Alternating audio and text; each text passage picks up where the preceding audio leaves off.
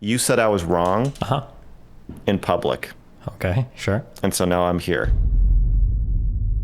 Or tell me, like, hey, why don't you go and argue with them on this topic? Which is fair. You could send me a message like, hey, I think you should challenge them on this thing. And I'm going to watch it afterwards, and maybe I will. Maybe I will talk to them about it. Like, rather than doing this, like, we need to shut this person out. They have to be deplatformed because they're not big enough for us to engage with. And somebody might listen to his video and turn into, like, a serial rapist. Like, why not, like, be a little bit more, have more engagement with the thought rather than, like, an instant repulsion? What's up with the shirt today? What do you mean? I was just asking. What's wrong with my shirt? I didn't say there was anything wrong with it. Why would you assume there's something wrong with it? You're saying because it's not a MrGirl merch shirt? That's one way you could read it. How are you reading it? I just asked a question. I was curious how you'd respond. You didn't disappoint. You seem pretty insecure about it now. Well, you know, I don't want to be a walking, talking commercial for myself, you know? Oh, okay. It starts to feel, I don't know. Like you get what I'm saying. I absolutely understand. I'm trying to be classy. Sure.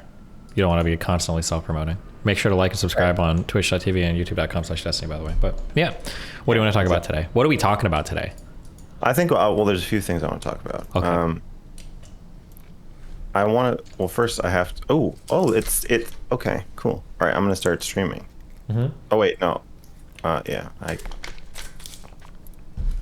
I'm very bad at this. First, I want to talk about our relationship. Okay. Gotcha. Because I like checking in with you, you know? Yeah, for sure.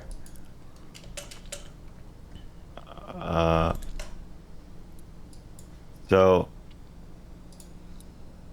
I guess I'll call this consent debate. Yeah, that sounds good. MrGirl. Wait, hold on. Debate or conversation? Because I heard a rumor that somebody gets really mad about having debates. So, are you sure? I you want to talk about that second. So I want to talk about our relationship, debate itself, and then I want to debate consent with you, but and then whatever else you think we should talk about. Okay. Okay. I'll capitalize your name. Thank you. Yeah. Okay.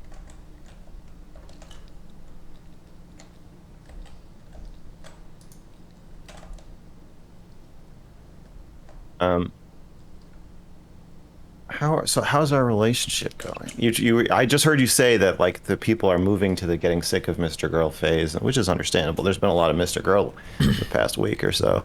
Oh, there's like, with any internet phenomenon, there's like some predictable trends. One is you get first is the initial fascination, then you get a counter jerk, and then it's kind of like a trampoline where you bounce and then you're up and then you settle in some area.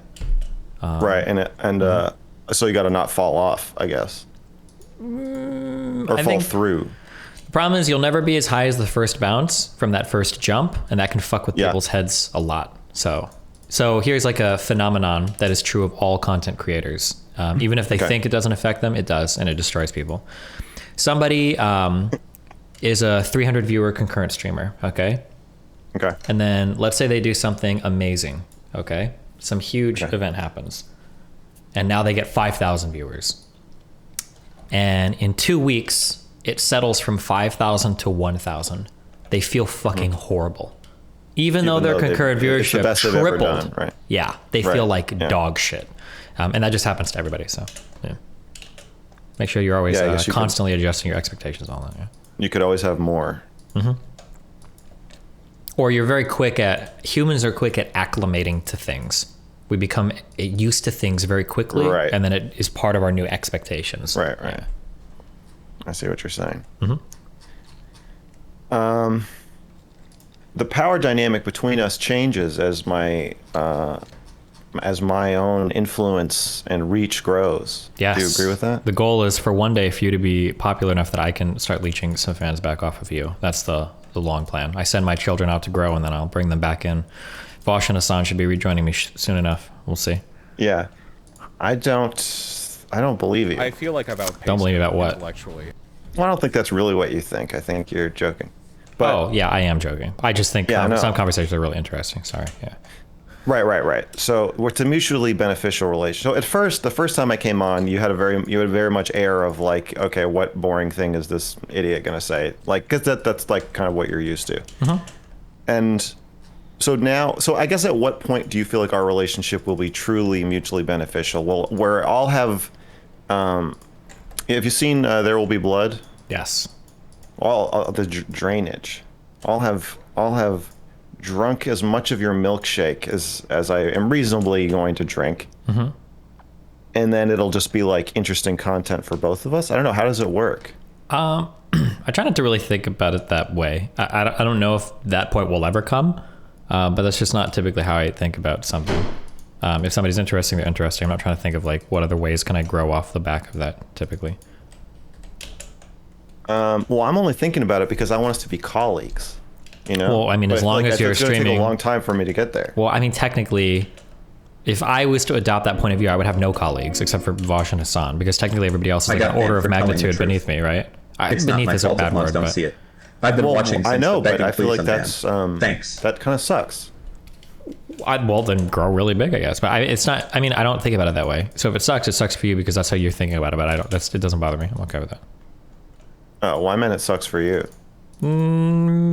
If I focused on it, maybe, but no, I think I'm happy with like hanging out with people. Well, I'm not trying to bring your focus to it if you don't want to. Yeah. Yeah, because I feel like with asking you to, so I asked you to do this one. Yeah. Right, but like, is there some part of you when I ask you that is like, well, of course, like anytime anybody asks you to come on your stream, isn't it, you're saying there's no part of you that's like, well, like they want something from me? Of course they want something from me. Yeah, of course I think about that. But my concern is always just like, do I think it's going to be interesting? Like every single person that invites me to any panel or interview ever in this space has a huge amount to gain off of me. But I don't like think about it that way. I just think like, am I interested in the topic? Like I got into this stuff because I genuinely love shouting at people. And I'll still do it because I genuinely like it's just I just enjoy doing it. Like there are times when I'm not streaming at night and people will catch me because I'll hear something stupid on a panel and I'll have to jump on and argue with somebody because I like doing that. And even without streaming, it's something I enjoy doing. I like it. It's fun for me. Yeah, if you're inviting yourself on the panel, I think that makes more sense because then you're not. There's no way you're going to feel used by that. Yeah, but even if people are using me, it's not something I really care that much about. I don't know. If it was to my detriment, then we have a huge problem. But if it's something that I enjoy, I'm like, yeah, that's fine. Fuck it. Okay.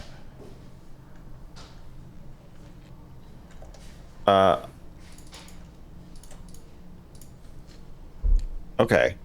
Because I feel like if I don't ask you to come on your stream, then that also could make you feel used. I feel like whatever I do, I could make you feel used. Because if I don't ask you, then it's like, oh, you already got the huge boost. And now, like, every time I come on your stream, in terms of, like, numbers and subscribers and stuff, it's diminishing returns. Because the people who watch your streams already know who I am. And, like, they've probably made up their minds at this point, if they want to watch my content or not. Mm-hmm. So from a purely money perspective, it feels, or I guess power or whatever, I feel like I could give you the appearance that I'm a user either way. And I'm dealing with it on the other end too, where like, obviously I'm getting like a ton of invitations to go on people's streams, and the smaller they are, the more invitation I get. Right? Sure. You think about this shit? I feel like you must think about this. I have the way that I look at the world is like very different than most people. So none of this like factors in for me in the way I understand what you're saying. And I think that your feelings are normal and I understand why you're feeling that way. So we're kind of running into the book smarts thing that you ran into a while ago, where I'm going to tell you that this is how I feel about things, but most people don't feel this way. And I have incentives to lie to you. So I ask you to trust me, like you ask your audience to trust you when you're being edgy. But I can't really convince you otherwise. Most of what you're saying, I think, is pretty normal. I think a lot of people would engage with other people that way, and a lot of people would consider that way, but I don't. It's not something I think about. If I did, I think I would have either killed myself or quit this area, because I've been like fucked over by so many. It's like a joke how many people have like gotten a huge fucking kick out of me and then like boosted the shit out of them and then never talk to me again once they think they've made it or whatever. Like it happens. So, but it is what it is. You can see why that's concerning to me, that this necessarily at the moment built in a facet of our relationship. If you thought too hard about it, you'd kill yourself. You could see why I'm bringing it up. Yeah, but well, I mean, I've been here for like 12 years now. If it was going to happen, I think it would have already happened. I think I'm okay. Well, I'm not worried about it happening. I'm worried it feels like the elephant in the room sometimes when I'm talking to you, and I don't know, maybe talking about it makes it worse. Yeah, so here's like let's pull back and get a little meta for a second. So the conversation that we're having right now is, if you were a different type of person, this would be a really big problem. And I want to have a conversation about how if you were a totally different type of person, this could be a big problem. Because what I'm telling you is I'm not that type of person, so it's not really a problem for me. But then we're still having this insistence on talking as though I were that kind of person. I don't really know how to engage more with the subject matter. Well, hey, I can see what you're saying. Yeah, I agree that your concern is a valid one, and it's one that almost everybody in this space thinks about. But the way that I view things is that as long as it's like a fun conversation for me, I don't care if I'm growing, I don't care if they're growing. Like, I'm not going to give a big Vosh speech about like, I can't let other people grow off of me, blah, blah, blah. Like, if it's fun for me, I'll do it. Like, I show up on a lot of smaller panels. I talk to a lot of smaller creators. I go to a lot of real life debates because they're fun. Like, it's just all like fun shit for me. I enjoy it. So like, even if it was the case that somebody ends up like utilizing my platform and they grow off it, like, oh, that's fine. Okay. As long as I had fun while it was happening, whatever. Okay. I'm going to think about this. Okay. I'm going to keep bringing it up. My chat is saying that your mic audio sounds bad, but it doesn't sound bad to me. So I don't know why they're saying that. Is there something I need to do? Let's test. I'm going to listen to myself speak on your stream. 3, 2, 1. Let's listen. Hold on. Doesn't sound bad to me, so I don't know why they're saying that. Is there something I need to do? Let's test. I'm going to listen to myself speak on your stream. Everybody 3, says it's fine 2, now. 1. I think it's fine. Okay. Fucking chat. Jesus. Okay, what was the second thing? Oh, debate itself. Okay.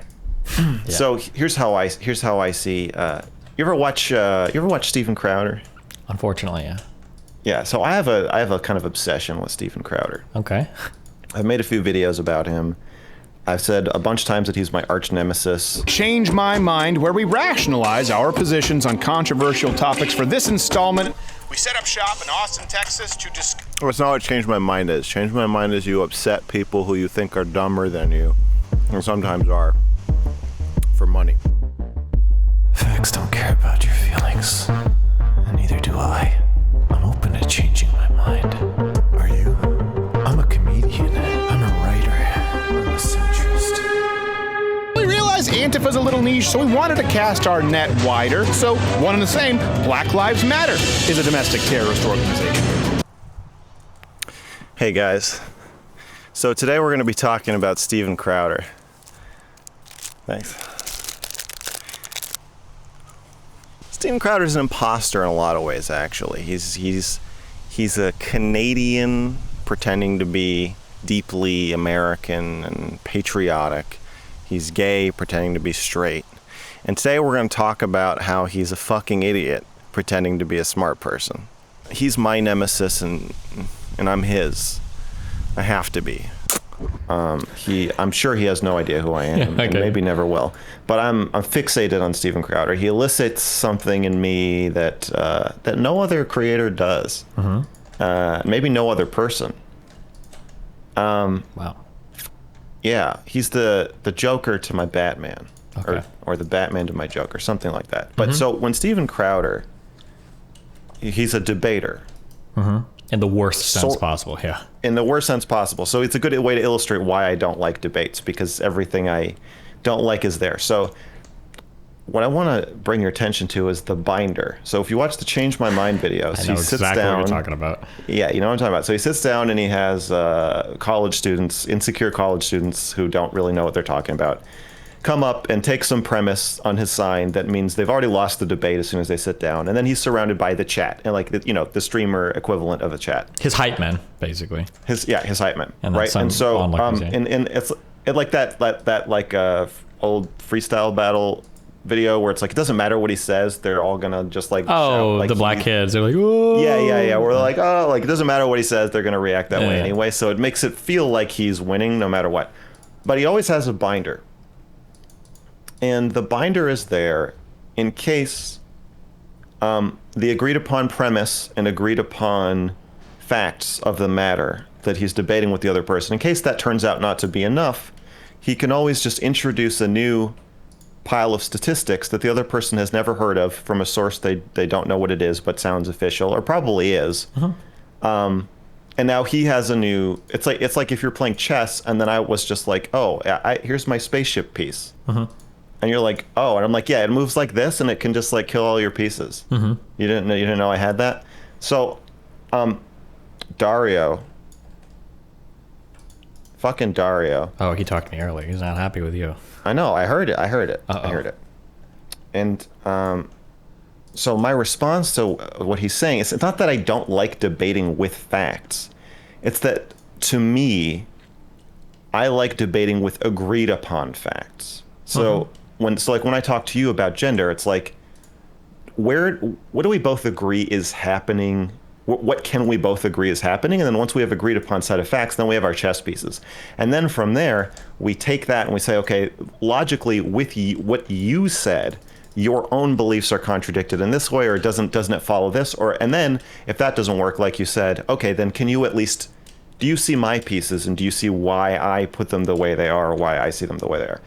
And what I don't like, so like with Rose Wrist or Vosh, I don't like it when they're like, do you have any evidence of that? Like what I said, the trans activist cult is pressuring academia into blah, blah, blah. And so I think I said that to say, like, that's why I'm skeptical of agreeing with studies, because I see the pressure in academia. And then he says, okay, what evidence do you have of that? And so then I didn't say, if you don't, it's as obvious as the sky being blue. I don't think that's what I said. I think what I said is, I experience the pressure on academia the same way I experience the sky being blue. Like, it seems very obvious to me. So if it doesn't seem obvious to you, I'm willing to just like let go. Like, we don't have to go down that path. I just want you to know that, like, I just think that's happening. Sure. And I'm not saying you should, that's not a debating point. I'm not saying you should also think it. I'm saying, if you're willing to say, yeah, there's pressure on them, but I don't think it's gotten to that point, or yes, there's pressure, but I don't think it's making a difference. Here's another example of pressure that didn't make it. Like, there's places you can go with that. But if you're just going to say, I have no idea what you're talking about, to me, then it's a non-starter. Like, we can't continue the debate. Yeah. Because there's nothing I can say, and there's no source I can pull out that is going to convince you that there's widespread, like, progressive pressure on scientific or scientists to just say things that they don't actually believe and that they're succumbing to it. Have you ever heard of the difference between validity and soundness in regards to an argument? No. Okay. So let's say that I give you, like what a premise, conclusion argument would be, like a syllogism, right? So maybe I could say premise one is all men are mortal. Premise two is Socrates is a man. Your conclusion is Socrates is therefore mortal, right? Yes. Okay. Yes. This is like a basic, like a syllogism. Okay. A structure of an argument. So it sounds like there's two ways to evaluate an argument. We can talk about the validity of the argument, which refers to the internal consistency. So you're essentially asking the question, does the conclusion follow logically, deductively from the premises? Or you can talk about the soundness of an argument, which does the conclusion follow and are the premises true? So it sounds like when you're having conversations, you're more concerned with having a conversation about deduction or the validity of an argument than trying to establish those premises themselves. Whereas a lot of people, when they argue, they want to establish and argue over the premises and then work their way towards a conclusion from there. Does that make sense? Yes. Yeah, because I don't think there's a way to, unless it's like, I mean, to me at that point it becomes an interview. Like, if I'm, like, when I interviewed a epidemiologist, I know that she's going to just bring information into the conversation and that I am going to agree with whatever she says. And then later in the interview, we can then take all the pieces she's laid out, and then I'll have a few ideas and push like things to push back on and say like, well, if this is true, then isn't this true? And like, I feel like you can get to that point, but I feel like for most of the things we're talking about, if I was talking to an expert who I thought had a ton more information than I did, then I would just interview them. And if they think I'm an expert, then they should just interview me, like Stardust asking me like about my life. And then, but even then, after I start talking about my life, then once the pieces are on the table, she did push back on a few things. So I like to just lay out at first, where are you? Where am I? What's the overlap? And then are we going to just say, why are they different? Or are we going to take the overlap and say like, okay, let's argue about what we both already agree is happening. And so, so when Rose Risk says like, well, that's not happening at all, then to me, I'm like, okay, well, we can't continue down that chain because there's no way I'm going to convince you it's happening. There's absolutely nothing I could say or show you. Sure. There's nothing you can say or show me to convince me that it's not happening. Can you think of a potential huge pitfall though to this style of conversation?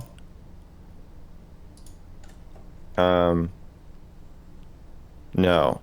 So the huge problem you're going to have is that some things so obviously will lead to a certain conclusion, a deduction will be made given a certain set of premises, that people will fight over those premises a lot because they're very important to the argument. It almost, sorry, I'm driving a lot of philosophy terms, but I think they're good to understand kind of like the forms of arguments. Have you ever heard of something, have you ever heard of a phrase called begging the question? Yeah, I don't know what it means though. Okay, that's fine. Nobody does, because everybody thinks it means raising the question. So begging the question is when I kind of like lay out a few points, and the points themselves essentially give the conclusion, more or less. There's not much room for argumentation. So let's bring this to a real world example, okay? Okay. Let's say that we want to argue whether or not black people and white people should exist in the same society, right? Now, let's say that we have a point of contention over one premise. And that premise is whether or not black people are genetically predisposed to be evil, murderous monsters. Okay? Well, that premise in and of itself is almost like a begging the question, because if it's true, then it's almost for sure black people shouldn't be in society. If black people are by default murderous, monstrous people, then almost like you're done with the argument, basically. You don't even need to go from there. So you said more likely, but okay. What do you mean more likely? Well, you said, at first you said they're more likely to be murderous people. Or they have genes that make them something, like, or we'll say by default. Like auto serial killer. Sure, auto serial killer, yeah. Okay. So if somebody wants to debate you on that argument, it's going to be really hard for you guys to get off of, like, well, okay, let's just say for argument's sake that black people are by default murderous, serial killing people. Okay, now let's have it. I think people should be okay with that. I'm fine with that. If I were debating a neo-Nazi who said that, then I would take it two places. I would say, why do you think that? And I would just be interested in all the parts of why they believe that, and sort of laying them out and understanding them. And then I think I would lay out my counter arguments of why I don't believe that, but not in an attempt to knock down this clearly like central pillar of their outlook. And then I would try to say like, okay, given like in the all auto serial killers one, I think there would not be a lot of room for this. But if they say they're genetically predisposed to be more likely to commit murders or something, then I think I would still engage. I would just say, like, I don't think this, but let's go through it and act like we do think it, and see if it still makes sense to go where you're going. And I think that's actually valuable, because it can be, but the problem is you're almost for sure going to have a conversation that more or less validates everything that somebody else is saying that you might find like morally abhorrent, I think is the issue.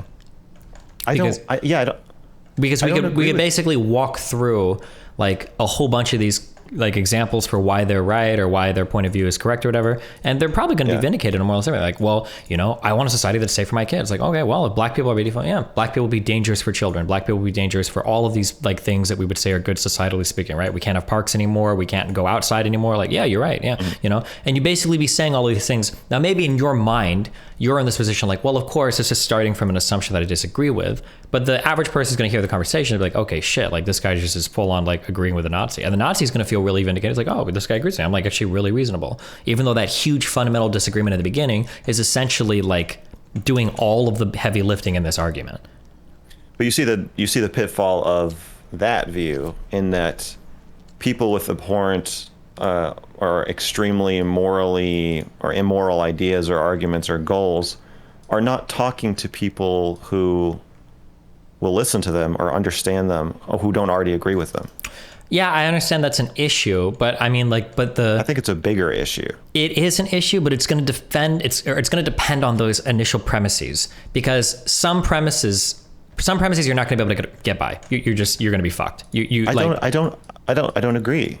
Well, because if we're having a debate on how we should deal with black people in society, and I'm starting from the premise that black people automatically have a set of genes that makes them like orders of magnitude inferior, multiple statistical deviations off from like a white man or a white person, it's going to be almost impossible for you to move me into an area where I don't feel the need to create some sort of like white ethno state. I don't think I need to. I guess I don't think it's my obligation to move you to a place by the end of the conversation that I deem like morally okay. What's the goal of the conversation then? Yeah, go ahead. I think to show you that I'm willing to talk to you. Mm-hmm. I think that alone is worth a lot, and just kind of look over your ideas and see if there are places where I think the most valuable thing would be like if I actually agree with some of the parts of your premise or kind of like various anchors, and then if you look at the rest of mine and see like that they're different, I think that could shift you a little bit. I just don't think I would be saying if this person's still a white supremacist by the end of this conversation, then I'll have failed unless I hang up on them and call them a Nazi. Then I don't think that's the goal. I agree that's too far, but I would say that your movement in the other direction is equally as far.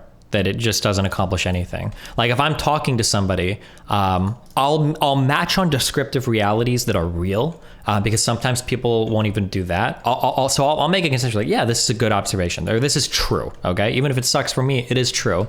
But you can't. I don't think you can just agree with every premises because. Or agree with every premise. Premises isn't a word, right? I keep saying premises. You can't agree with every premise because a lot of these are going to be like. It's just going to deductively do all the work for a person's argument that might be abhorrent. And depending on what your goal is, you've basically like validated everything they've said, and there's not really much room to push back on. I agree that the example you're giving does almost entirely close the door, where if I say, okay, all X people are psycho murderers, so therefore you want to put them in jail, like, yeah, that makes sense. But I also think that it kind of mitigates the problem with that, and that it would be a very short conversation. I mean, I would just say like, yeah. And to your, I would say I think then we need to have a new conversation, maybe about a part of this, or we might have just hit the end. Sure. And then to your credit, not all of these fundamental differences are going to be that extreme, right? Like there might be some that I can work around depending on who I'm talking to. Or there might be some that like if somebody says, well, feminists, women that enter the workforce, you know, they're always going to be a little bit less happy than men.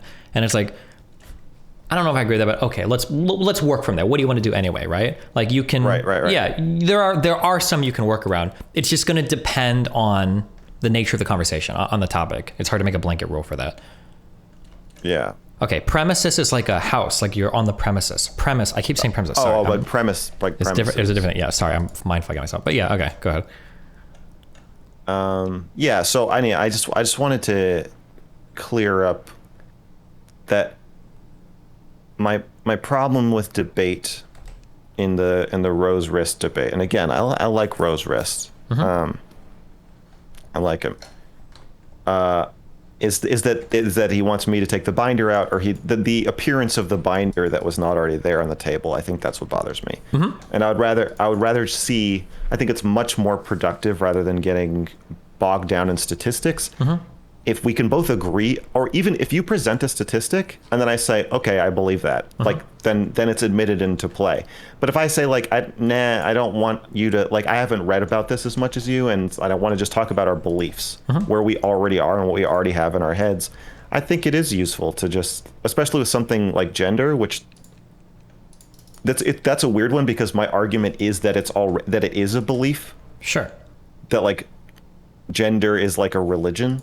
And so it's like arguing with a Christian, and they're like about Christianity, and they're like want to start citing Bible verses, and then it's like that doesn't, I don't care, that doesn't matter to me. So yeah, it's not that I'm against debate, it's I'm against the agreed upon premise of the debate shifting, or the chess pieces being introduced or taken away in the middle of the debate. I just don't feel like it also usually leads to an extremely long sidetrack that is not interesting and never goes anywhere.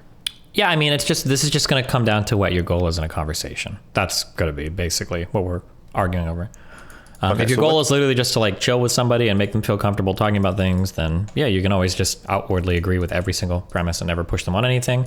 If your goal is to change their mind, or to change the mind of an audience, or to plant the seeds of change or whatever, like, you're going to have different ways to approach a conversation. Like, I would never approach a conversation with somebody that I vehemently disagree with over those many premises. I would never approach that and just like, oh yeah, okay, well, let's assume that black people are like murderous people or whatever, except for maybe for like a fringe hypothetical. I'm probably not going to go down that road. But I maybe have a little bit of a goal. Sure, you might. Okay. Yeah. I plan to. Okay. Fair, you can do what you want. Yeah, thank you. Okay, so for this conversation about consent, did you watch the video I sent you? No, I didn't have a chance yet. I watched you did like some 48-minute one, but go ahead. What were you saying? Yeah, I know. So, okay, so you understand, because I explained that video to her in the other video. Yeah. So I heard some of the stuff you were saying, and you disagreed with me on some points, and I'm here to show you that you're wrong. No, I like what it. So I want to talk about it because I think it will be a valuable conversation, and I think that we might. I don't know. I guess I just want to see what happens. But I'm coming into it in a more combative stance of like, you said I was wrong in public. Okay, sure. And so now I'm here. Okay, I do that a lot, so go ahead. Yeah, you're used to that. So what about you? Where's your, like, I don't think your stance is immoral. Okay. I don't have a really problem with your stance. It's more just like, I don't think it's nuanced enough, or I think you're being unfair to my stance, but it's not like I don't feel like I should change your mind, whereas I feel like your view of my stance is a little bit more like what you're saying is kind of irresponsible. Yeah, or I would view in a conversation, my goal would be to change your mind, not that we have two different points of view on something. I would say that your point of view leads to things that I would consider like should be avoided, morally wrong or whatever, so I would hope to change your view on it, basically. Okay, so how do we handle that? This has been coming up a lot for me in the past week, where it's not just that people disagree with me, it's that they think that I am doing evil by saying what I'm thinking. And I don't think you're going to take it to that extent, but how do we handle when you think my stance is evil and I think your stance is just like not as expansive or maybe not as nuanced as I think it should be, but I don't think it's necessarily evil. I think it maybe doesn't serve us as well. Sure. I mean, it happens. I mean, it depends. What do you mean? Or what do you mean? How do we handle that in the conversation? Well, like, my goal would be to change your mind. If I don't change your mind, you just don't change your mind. It is what it is, right? I don't know if it approaches or if it changes things much. I mean, you can feel more resentful, I guess, if you think I'm being judgmental or something. But if you wish. Yeah, I don't feel resentful. Okay, not yet. I just think it makes I guess you probably won't fall into this. Well, I don't know. I guess we'll see. But it makes a debate more complicated when one person feels that the other person is going to go out and encourage and or commit rape if they lose the argument. I guess it's kind of like I'm trying to think of a comparison. It's like when somebody is like pro-life or anti-abortion, and the other person is like pro-abortion or pro-choice. Like the pro-life person feels an extra compulsion there to like, I need to change your mind. And the pro-choice person is like, well, you can do whatever you want, you know, it's cool. But the pro-life person is like, well, okay, well, it's not cool. Yeah, and I hate that. Because, well, of course you would, because you're on the other side that's not doing the moral compulsion. But I think it's valid for the other person to be like, I really want to change your mind. No. I hate that about pro-choice people. Oh, well, why? Isn't that just what you said, but like you want to be those Because people? I think it should be acknowledged. I think that's what I'm trying to do for you. Like in this case, I am the pro-choice person and you're the pro-life person. Yeah. Right? And so I think that the outset of any abortion disagreement, it should be acknowledged that the pro-life people think you're killing a baby. Sure. And like your premise is different, but I think it should be acknowledged like they have a right to be upset if that's what they think is happening. But the conversation always starts with what I do with my body has nothing to do with you. And it's like that is a little not silly. what they think. Yeah. It's very silly and it's unfair. And I think that if people could emotionally empathize with what it's like to believe that like half of the country wants to actually murder babies, I feel like the conversation would be a lot more productive. For sure. Okay, so I guess that's a good first question. How upsetting do you find my stance? I mean, I think it falls in line with a lot of contemporary cultural thought. So I mean, it's not that upsetting. It's just I disagree with it. But okay, but you don't feel like I'm killing babies. No, I'm not at that level of anger, I guess. Yeah. Okay. 1 out of 10. What level of anger are you at? I don't know, probably like a 2 or a 3 or a 4, maybe up to a 4. Okay. But maybe if I watched the original video, maybe it would move me a little bit up or down. I don't know. Yeah, probably up. Okay. Okay. All right. So do you want me to? Who? I feel like you like going second, but do you want to go first? I can do whatever you want. I like essentially the problem that I had was. And might be a problem that we come up to a lot because it seems like okay. I agree with like 95% of what you say, but then you'll take it one step over what I think is defensible. So I think that there is a lot of unwritten, non-verbalized negotiation that goes along with consenting to sexual activity. Yes. But when you get to the point where somebody is actually saying no to you, I think that it takes a lot to overcome that. More than just like a look in the eyes. Okay, so you're saying that mixed messages happen, but that a mixed message when the no message is verbal and the yes message is nonverbal, should always be a full stop. I think that you err on the side of caution for 2 reasons. Or you're saying it should take an enormous amount of... Yeah. So like for an example, like there was I won't say it. There's a girl that I used to date for 4 years and I had a child with. I won't say who it is, okay? But she has a thing where she would almost sometimes like reject me or say no, but she would always want me to push more, and she would complain about it sometimes the next day, and she would do that a lot. And eventually I kind of learned like, but that was in the course of like we're in a long-term relationship and I have a really good feel for what's going on, and I know the kind of person she explicitly told you. Yes, and I know that if she really didn't want something to happen, that she could beat the shit out of me. Like we're good on that. But on a first time with somebody, there's so much that I don't know that I would always err on the side of caution rather than. I want to find a different word for this conversation because I don't want to taint it a certain way. But like I would err on the side of caution rather than like accidentally rape somebody is what I would say. That's a really loaded phrase. So you're already starting on a really bad. I have to change the title of the stream now to MrGirl and Destiny debate accidental rape. Wait, can I have rape in the title of the stream? Probably not. Okay. I'll just leave it consent then. Okay, that's probably good. Yeah. Okay. You're helping me. Okay. Okay, so you acknowledge that any of those times with your ex, despite giving, okay, do we agree that somebody being able to beat you up or leave the room or call the police or whatever and not doing that doesn't mean that you didn't rape them? Correct. So that can't be the safe word. Yeah, unfortunately, yeah. And you didn't actually have a safe word. I was probably too immature at the time. No, not really. No. Okay. So do we agree that despite her telling you in advance, I hereby consent to all sex, unless I make it really clear somehow, that consent does not actually cover everything. That's why it has to be continuous enthusiastic consent. That's why like consent advocates prefer that. Sure, maybe. Okay, so there is some chance of accidental rape in what you were doing, but a much, much lower chance than on the first date, like what I did. Yeah, I would agree. So like for an example that I've given before for why sometimes verbally checking is good, I'll give an example of me accidentally raping someone. We need a new phrase for this. But it's hard to tell. That actually was you think it's a good one? Sometimes when when you're sexually interacting with somebody for the first time, it's really hard to tell the difference between what feels good and what feels bad, because I think the noises are the exact same. When somebody's like, yeah, and like it could be like, oh no, why'd you stop? Or it could be like, right.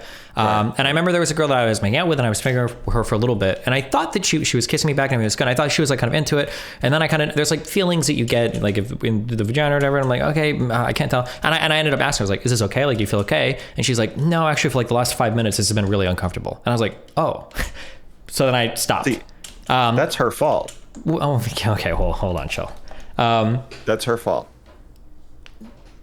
Kind of, but kind of not. So the difficulty I think in navigating these situations is that there's so much at play emotionally when it comes to a sexual interaction that I don't always think that people are in the right state of mind. And I think that inhibits somebody's ability, almost like a drug, to navigate those things in the best manner. Absolutely. I'm really boring. I'm very forward when it comes to all of this. Before I fuck anybody, I usually like to have had explicit conversations over what's on the table or what's not on the table, because I know that here's like a really common thing, okay? I don't like, sometimes talking about this feels weird because it feels like a rape guide, basically. I don't mean it to sound that way, but for any girl that says that she needs a condom to fuck, for a lot of these people in the heat of the moment, you could like, I want to come in now, like, do you want me to get the condom or do you want me to just fuck you? A lot of them are like, just fuck me. Like a lot of them will do that. Even though that's not really what they want. And afterwards, they're going to feel bad about it. And beforehand, they said they didn't want to do it. But in the heat of the moment, you can get people to do a lot of things that they wouldn't necessarily otherwise. And I think that capitalizing on that or not being aware of that, I think is a bad thing sometimes, which is why, yeah. Okay, go ahead. So you're saying a temporary horniness-induced inebriation. Sure. Where people can be talked into things even though they just said they wouldn't want to. Yeah, they wouldn't necessarily. Yeah. When you're horny, I think you can get into a lot of dumb shit like that. Yeah. So you're saying a horny woman can't consent? I mean, I wouldn't. In a way. I wouldn't make it. You're saying you got to check the temperature before horny and during horny. Compare them if they're the same. Yeah, I wouldn't make it that black and white. I'm just saying I would always err on the side of caution here. Yeah. So like for like a horny woman can't consent, I would say that like, unless I know the person really well, I would be really nervous about them introducing new things while they're horny, because I don't know if they feel okay with that or not. Right. When they're like, just punch me in the fucking face. Sure. Okay. So wait, but you're kind of changing the subject when you're talking about advising caution. Mm-hmm. As if I'm not advising caution. Are we talking about the advice portion of like how to actually implement our different worldviews? When I say advising caution, I'm very much in the world of like reading body signals and, checking in everything. Whereas you were doing it way past that, where you're like, well, even if she says no, I'm going to go in because I think I can read past that, which I think is a way bigger step forward than what I'm talking about. It's an advanced maneuver. That is one way to call it. It is a very advanced maneuver. I mean, it worked. Yeah, but I mean, like, so do drugs or suffocation or physical abuse, or there's a lot of things that work, right? No, I mean, it worked in the sense that, she was like, that was nice. Let's hang out again. I like you, blah, blah, blah. Yeah, but I think it worked in any measurable sense. It was no different from if that I hadn't done that. Yeah, but I think we have to do this as like a numbers game. Like, it might work sometimes, but I think we should slow down. My bad. Okay. I'm giving the yellow light. Gotcha. Okay. Understood. We're not stopping. Do you want to talk? Yeah, chill right here. Okay. Do you want to talk about the practical applications of this, or do you want to get into like definitions of like what is rape? What is consent? How do we know when a rape happened? The what is rape is actually a really boring semantic thing for me. I don't really care that much. It's I think that everybody's, especially if you're a teenager and I think everybody's raped somebody at one point in time. That might sound really controversial, but like all of the early teenage like messing around is like doing everything you can to convince the girl to fuck you, and oftentimes people are fucking drinking, and there's so like I'm not really as concerned over like what is rape defining. I'm more like what are responsible sexual practices that we can engage in, and then what should we try to avoid. I'm not as concerned about labeling things as like rape or sexual assault. It's just not something. Well, I think my problem with that is I would be interested in getting into that with you. But if you want to, sure. I do, because I mean, what you just suggested to me is that maybe we need a moving definition of rape. So if you have a 50-year-old who's behaving like a 15-year-old, that might be rape. I think that's a really good point that you just raised. Because like a 15-year-old, fumbling around and ripping your bra off and blah, blah, blah. Like, yeah, you're right. It's not that unusual, but a much older person acting like that, then it's like exactly the same behavior, right? If you've got a 15-year-old begging another 15-year-old, like they both get drunk, they're underage, like please, can I have sex? Please, can we just do this? Like let me just do this. Normal, right? Kind of, yeah. But like a 30-year-old doing that to a 20-year-old, even. This is like really wrong now. Like you're fucking up like really hard. But maybe not actually. What if it's the first time they've ever gotten a girl naked, right? So it's like it's a very hard thing, right? What if it's a 30-year-old virgin and a 20-year-old with lots of experience, and the 30-year-old's pushing for it, and the 20-year-old knows it? Like, it's such a complicated thing. The problem with the word rape is rape brings in with it a lot of moral condemnation, and we instantly think of in an alley, two guys violently sexually raping her. That's like the thought that comes up, rather than I got a girl kind of drunk and we were both underage and I finally got to fuck her, and like you probably shouldn't do that, but you're both teens, you're both dumb. It's not acceptable, you shouldn't do it, but there's a way different level of moral condemnation that should exist there, and people oftentimes lose that. But that's why I'm not too concerned about like arguing over the word itself. We can if you want, but I want to, because I'm saying rape is on a spectrum. I'm so glad you said that, because I was gonna say, like pedophilia, for me, the point of my consent is complicated video. So this is why I call it consent is complicated. Sure. Is that I think all sex involves some element of rape. Okay. That you can look at any sex act and find some element of coercion and or self-coercion, so that some part of you is doing something it doesn't want to. So or this some is part where of you knows the other person is ambivalence. We're gonna disagree over like what coercion means, I guess, or something then. Like what do you mean when you say that, I guess? This is before we start this, I'm making a prediction here. I think that we probably 100% agree on every single thing you're about to say, but I feel like you're about to say it in the most unbelievably edgy way possible, using the worst words possible, so we're going to argue over it, but we'll see, okay? Let's go. I'm glad you think so highly of me. No, what I mean by coercion is, say that your girlfriend has not given you a blowjob, even though she knows you really like blowjobs. She hasn't given you one in like 2 months. Okay. And she's also been telling you that you should clean out the garage. And then you do it, and then she gives you a blowjob that day. I feel like, for me, if that happened to me, some part of me, I guess that's not a good example of coercion, but some part of me would be feeling like, is this just happening because I cleaned out the garage? And I would feel like that's kind of gross, and like I kind of don't like this, but I do like it, and I'm gonna let it happen anyway, even though some part of me, and I might even say like, hey, this is freaking me out. Are you just doing this? And then but like they don't know, and I just feel like because there's an existing relationship, or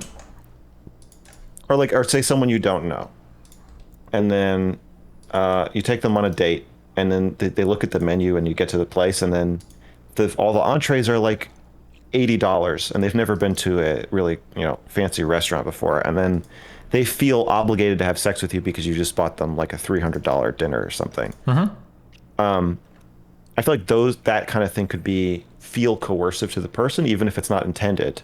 Sure.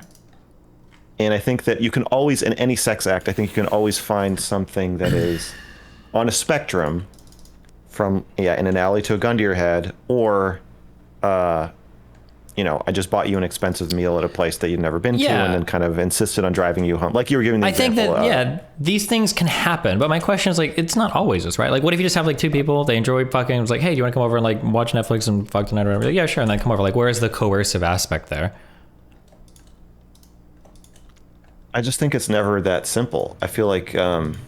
what about people in, like, long-term relationships? What do you mean it's never that simple? Or explain. A hookup or a long-term relationship? Either one. You can have, like, casual hookups, no?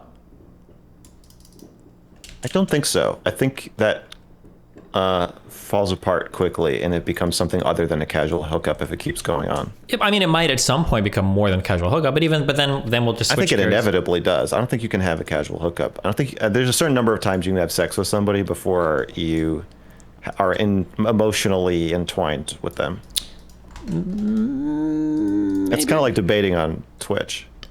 After a certain number, it no longer becomes casual. Yeah, maybe. I don't think this is important to this, but so then we'll say then, even within the context of, like, a relationship then, what like, do you think every single like, there can't be a time where, like, a boyfriend or girlfriend, like, hey, like, we should fuck tonight, like, oh yeah, cool, and then they do it, and that's just, like, enjoyable, that there's never a mutual meeting of the minds there? No, I'm not saying there isn't. I'm saying that even the most ideal sex still has some element of coercion. Well, what would the element of coercion be there then? That one of you feels obligated to, or it's a routine, it's date night, or it's Valentine's Day, and it's like, even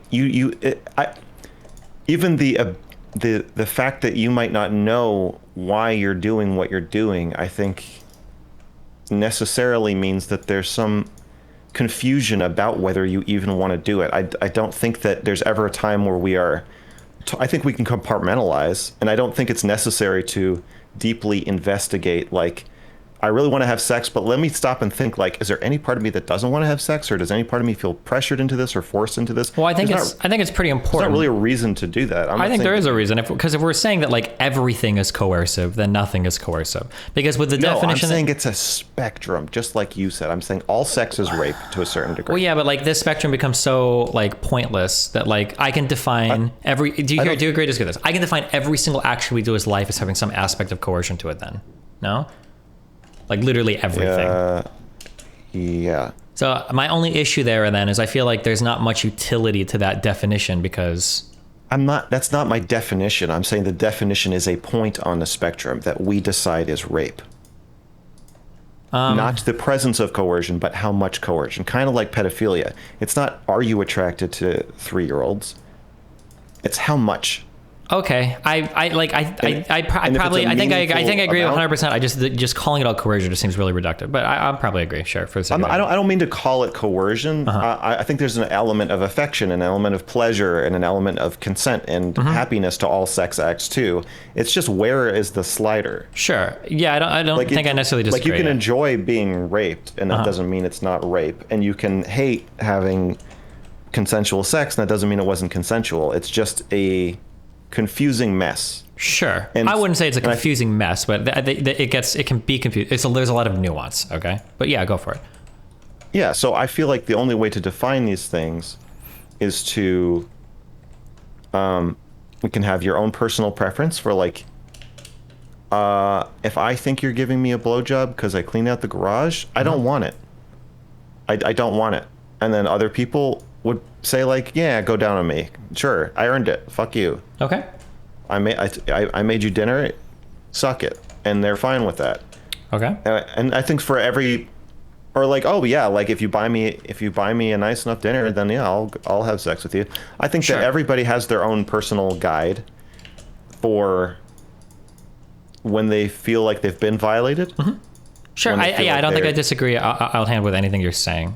And when they feel like they violated somebody else, and then we need a kind of objective legal definition of, like, because you can't decide you've legally been raped. Other people do that. So then we have, like, a societal Sure. Societal norm definition and like a legal definition. Okay, gotcha. But I guess my only point in all this is to say that I agree with you that there's also an element of consent in all rape too. The same spectrum applies much more disturbingly. Yeah, right? I mean, I would never use these words. But you say, why didn't you fight them off, or why didn't you try to? Yeah, sure. I understand what you're saying. Yeah. Like, unless you died. Yeah, getting raped, escape. then you consented to some extent. I understand what you're saying. Socially, your words are impossible. You're not going to get anybody to agree with you. Except you, and that's why I'm here. Sure. Logically, I could follow you, but in terms of how language is used, we're in pretty weird, uncharted territory. Or the issue, I guess, that I have here is, can I mirror our favorite mutual friend, Vaush? Yeah. So Vaush attacks capitalism because he says many lefties will do this. They'll say that. Wait. Are you making an argument about consent or about talking about this? How to talk about this? About coercion. Okay. Some lefties will say everything in a capitalist society is coercive. And I mean, well, what do you mean when you say that? It's like, well, if you don't work, you'll starve. Well, and it's like, okay, well, what do you like? What do you mean? Well, like if you don't work, okay, you're forced to work. Well, not for a specific company, sure, but for any company, you have to work, otherwise you're going to die. And it's like, okay, well, if you have to voluntarily work at any number of places to get a paycheck to voluntarily buy and choose what you need in society, like, is that really coercion? At that point, isn't everything coercion? Like your mom and dad talking to you? You have to eat. If you don't eat, you'll starve too. Like you have to go to the kitchen to. So my issue usually when people like Vaush bring out that definition, or any leftists in general, I usually say when you use the word coercive here, what you're trying to do, and I understand you're not trying to do this, but what you're trying to do is you're trying to smuggle in all of the moral condemnation of the word coercion. But then you've watered down what it actually is such that I don't actually give a fuck about it. There might be some forms of coercion that are not only like neutral, they're morally good. Maybe it's good when a parent coerces a child into doing their homework, right? But but the way that we use words like coercion usually they carry with it kind of this malintent behind it, and when we try to divorce those two things, the conversation becomes unfollowable to the vast majority of people, except for anybody else that's like engaged in our like intellectual masturbation here about coercion. It's kind of like saying like manipulation is just when you change somebody's mind about things. So a teacher manipulates a child to believe that 2 + 2 = 4. It's like, well, I mean, if we call that, that's true. Well, but no, because like manipulation. I like that. I don't like that because it makes I love it. The problem then is that every negotiation is coercion. Every form of conversation is manipulation. Like we take these words that are generally reserved to imply a double meaning or imply something secondary, and now we've like stripped all of that nuance from the language, and now we're just saying, well, everything is this and everything's that, and then I think it kind of makes these words boring or useless. Is my problem. Because you think the audience will not be receptive to it, and because we like those words no longer have. But what if any it was meaning. if it was just you and me? If we were just like, you know. If we were having lunch. If it was just you and me were having lunch, every time you do this, I would say, why are you so autistic about how you use words? You're pissing me off. I think that's what I would say. Because the issue is that we no longer... But then I would answer. Uh-huh. And the answer is, I think there are certain ideas and acknowledgements about the nature of sex. Something that's so nuanced and multifaceted, and like we have so much ambivalence about it that we can't get to unless we use words the way that I'm trying to use them, or we write a very long, very, very long academic paper, which I don't want to do. I would just say that you're just completely wrong. I think that we can have words like coercion and manipulate mean the things they do for the reasons they do, and then when we talk about something like sex, it's like consent is very, very, very complicated. See, I think if you say to somebody, there's some element of consent in all rape.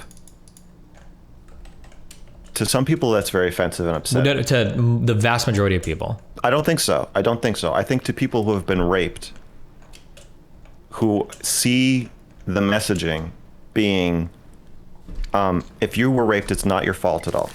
You did nothing wrong. You are a complete victim. But you're saying you're saying it's kind of your fault because you were raped and you didn't die, right? Yeah. So like it's your fault on a spectrum, but very low on the spectrum. Yeah. Don't set me up. Let me explain, because you know I have to say yes to that, but I don't want to. Were you saying I coerced you into that answer? Kind of. Because you're saying you're making fun of me for being edgy, but then you're saying that I have to say something edgy or I have to pussy out, and you know what? Well, I'm not trying to make you say something edgy. I'm just showing you that like or go ahead, finish your thing before you. Yeah. I think that some people who have been raped especially with the unnuanced way we talk about it, or I would even say a lot of people who have been raped, have to compartmentalize their feelings that it was their fault, because other people can't accept that, and they can't handle it. And so I think they end up telling themselves and telling other people, I'm a victim, I'm a survivor, I'm not even a victim, I'm a survivor. And all these euphemisms and basically taking the part of themselves that knows that they might have been able to stop it and didn't, and just crushing it. And I want to talk about it in a way that tells those people that just because you didn't stop it, that doesn't make it not rape. Just because it was partly your fault, if that's what you believe, that might be true, and that doesn't matter. That doesn't make it not rape. It matters. It matters in terms of how you process it and how you think about it. I don't think telling people who feel guilt or shame that their guilt and shame is for no reason and that it's detached from reality and that they should just adopt. It's a political stance. Yeah, I agree. I agree with what you're saying. I think you can. Okay. I think you can accomplish all of that without trying to use these words this way. I think all of that is well within our reach, because we whether we know it or not, when we use a word like consent or coercion, we're not actually talking about did somebody do something. That's not really what we're talking about. What we're really talking about is we're getting at this idea. It's a more intuitive concept called agency. That's really what we're getting at. When you say something like, did you consent to this thing? What we're really asking is, if you were a free agent able to make a decision without any external pressure, would you have made this decision? That's really what we're saying when we say consent. You're using. But how do you tell the rape victim, it was your fault a little bit? How does very easily. We say things like, hey, there are things that we can do in life to try to avoid risky situations, and these are the ways we take care of ourselves. We can say that whole statement without ever saying it's a little bit your fault you got raped. I think it's more. I think it's better form to bite the bullet there, because if you say it the way you're saying it, I think a rape victim will hear that and say, "Wait, are you just saying it's my fault?" And I think at some point you have to just stand for that and say yes. The reason why it gets hard to say, this is turning into a conversation about ethics. The reason why it's hard to say that it's your fault is because there's another moral agent on the other side of that transaction. There is another person. We've already condemned the rapist. That's but when we say that it's your fault or something, we're kind of sort of removing the agency from the rapist, and then we're to some degree. But that's true. Not really, and I think it is. I think it is absolutely true that in the vast majority of rapes, which I believe are relationship rapes and date rapes between people who know each other, it is not as simple as 100% or 99% culpability on the aggressor and 0 to 1% culpability on the victim. I think it is much more complicated than that. I agree. A lot of moving parts that I think that in order to politically process that is very simple. You just say, oh, it's the rapist's fault and you did nothing wrong. Done. But that leaves the victims with our public dialogue about it. And this is why I made the video, is that our dialogue about it does not have any room for mixed feelings or confusion in victims of rape, or even for talking about rape. And it removes people's inability to even know when they're being raped. Sure, because they might think every time you do like this. Yeah, every time you start talking, I agree with every single thing you're saying. I just disagree that we have to relabel the words like this to say these things. Because you were just able to talk all of that without saying I need to be able to say it was your fault that you got raped a little bit. There was a million other ways to make that statement. I think that the anger that a rape victim will feel at being told, you know what, I have a different framework. That that whole thing of nothing's your fault and you didn't do anything wrong, and you just have to take your shame and your guilt and just stuff it. I think that there's there's going to be a burst of rage. Well, what is the shame? Tell them, go ahead. I think there's going to be a burst of rage when you tell them actually I have a different framework, and then you go into kind of cleaner, hyper intellectual language to present the new framework.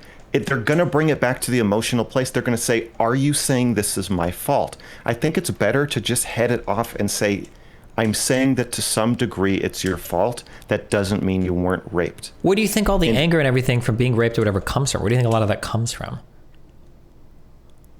The shame or the anger at the rapist?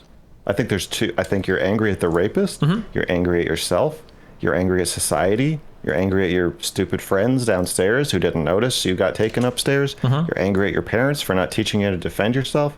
You're angry at your alcoholic father and alcoholic grandfather for passing down this alcoholism gene to you. Like, there's a million things. There are, but I think about. one of the big angers that come about from being raped is that you feel like it was your fault. I think that's one of the huge parts of being raped, where it's like, I think we're gaslighting people by telling them that it's not. But it's not necessarily their fault. Like, there's a huge difference between saying, like, there are steps you can take to mitigate a bad outcome versus this bad outcome is your fault. Like, it's not. Or go ahead. If someone hates themselves for allowing themselves to get raped, it's not validating to that feeling if you say there are steps you can take to mitigate a bad outcome. It's not validating to say, well, actually, it is your fault. So, like, go ahead. Of course it is. To say, well, of course you hate yourself. You let yourself get raped. I don't think so. That's very validating. What do you mean by valid? When I say validating, I don't mean validating like it's going to make them feel good. I mean validating like it will give them space and acknowledgement that they can explore their feeling, that their feeling is real, and that it matters, and that they're having it for a reason. That it's not just a delusion of victimhood. It's not just that the evil perpetrator has convinced you it's your fault. It's that we need to redefine rape and fault so that rape includes your agency. So I can why you feel so bad about yourself. We're not going to agree on this, but I understand everything you're saying. I think the reason why we're not going to agree on this is just because, like, the type of language that you're advocating for is, socially speaking, we're so far away from any part of this being true. So partly you think that people aren't sophisticated enough to see it the way that I do, or at the very least, like, we're not there in the way that you do. Sure.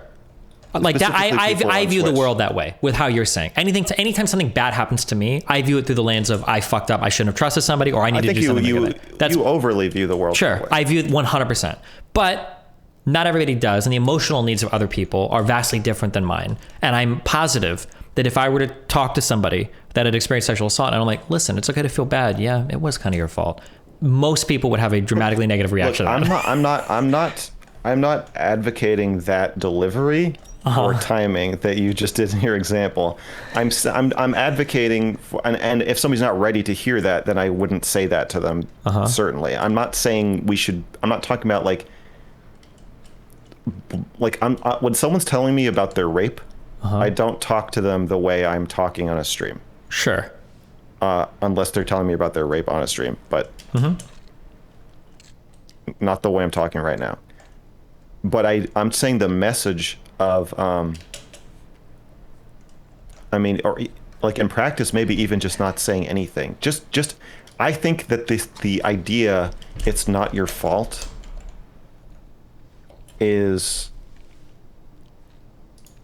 if the thing the person is wrestling with is a feeling that it is their fault, is invalidating. I don't like that message. Okay, I understand what you're saying. I understand you completely. I completely, totally disagree. But I understand what you're. You disagree about the practicality of it. I think that you need to accept that it wasn't your fault. I think it's a really important part of having somebody else do something horrible to you. I don't think that accepting that it was partly your fault makes you feel better. I think that what helps get you over it is that, like, okay, yeah, I did make some mistakes, but like it wasn't my fault that another moral agent chose to do something horrible to me. That's not on me. That's not. I shouldn't feel like a worse person just because I didn't take the proper steps to evade a rape. That shouldn't be the case. That's what I don't think you should feel like a worse person just because you made a mistake. That's not. I think you're adding some of that moralizing in there that I. Well, this is emotionally how everybody is going. That's how 100% of rape victims will take it. That, like, yes. Yeah. Oh, that's not true. I don't think that's true. I don't agree with you. All right. Well, I mean, we can agree to disagree. I don't know how relevant this is to the other part of the conversation, but.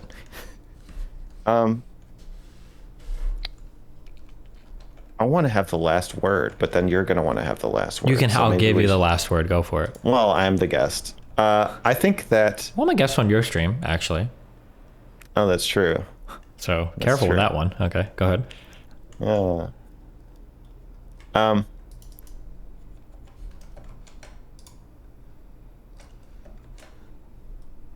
Yeah.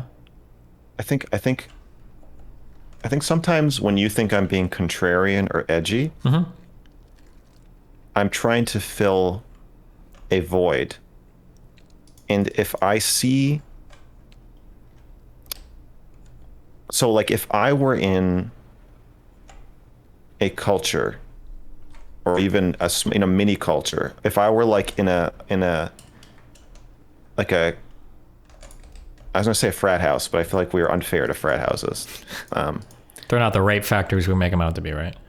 Right, probably not. Okay. So Probably let's say an imaginary, whatever, some rapey group of friends. Okay. Okay. And someone they've raped someone claims that they got raped, and they tell me the story, and it sounds like she was raped, and the circle of guys are saying like, well, she wanted it. She said blah blah blah blah blah. I'm not gonna say, well, to some degree she did want it, guys. Like that's like I'm gonna say like, well, it sounds like you actually did rape her. And like, I'm not saying I'm gonna call the cops on you, but I'm saying if the cops come talk to me and they ask me what happened, I'm gonna tell them what you just told me. And I honestly think you might be in some legal trouble. I think you're in some moral trouble. I don't think what you did was right. I don't think this means you're like an evil, horrible person, but it sounds like you raped her, man. Okay. And I would say that because that would be the thing that's missing. Like, I'm not going to say... I would feel like that's the thing that would need to be said. And if we were in a broader culture, and to some extent we are, where women get raped and then people blame them and say it's their fault, and I understand the pushback message. I think in the space that we're in, on Twitch and like left-leaning, I'm not trying to say this should be the only prevailing view. I'm saying I think this is an important piece that is often missing from consent culture. Because when I say consent is complicated, I'm saying the way we teach consent is a little oversimplified, and I think it's crushing some important nuances. Sure. That yeah. need. So we keep circling around this. I can give you the last word if you want.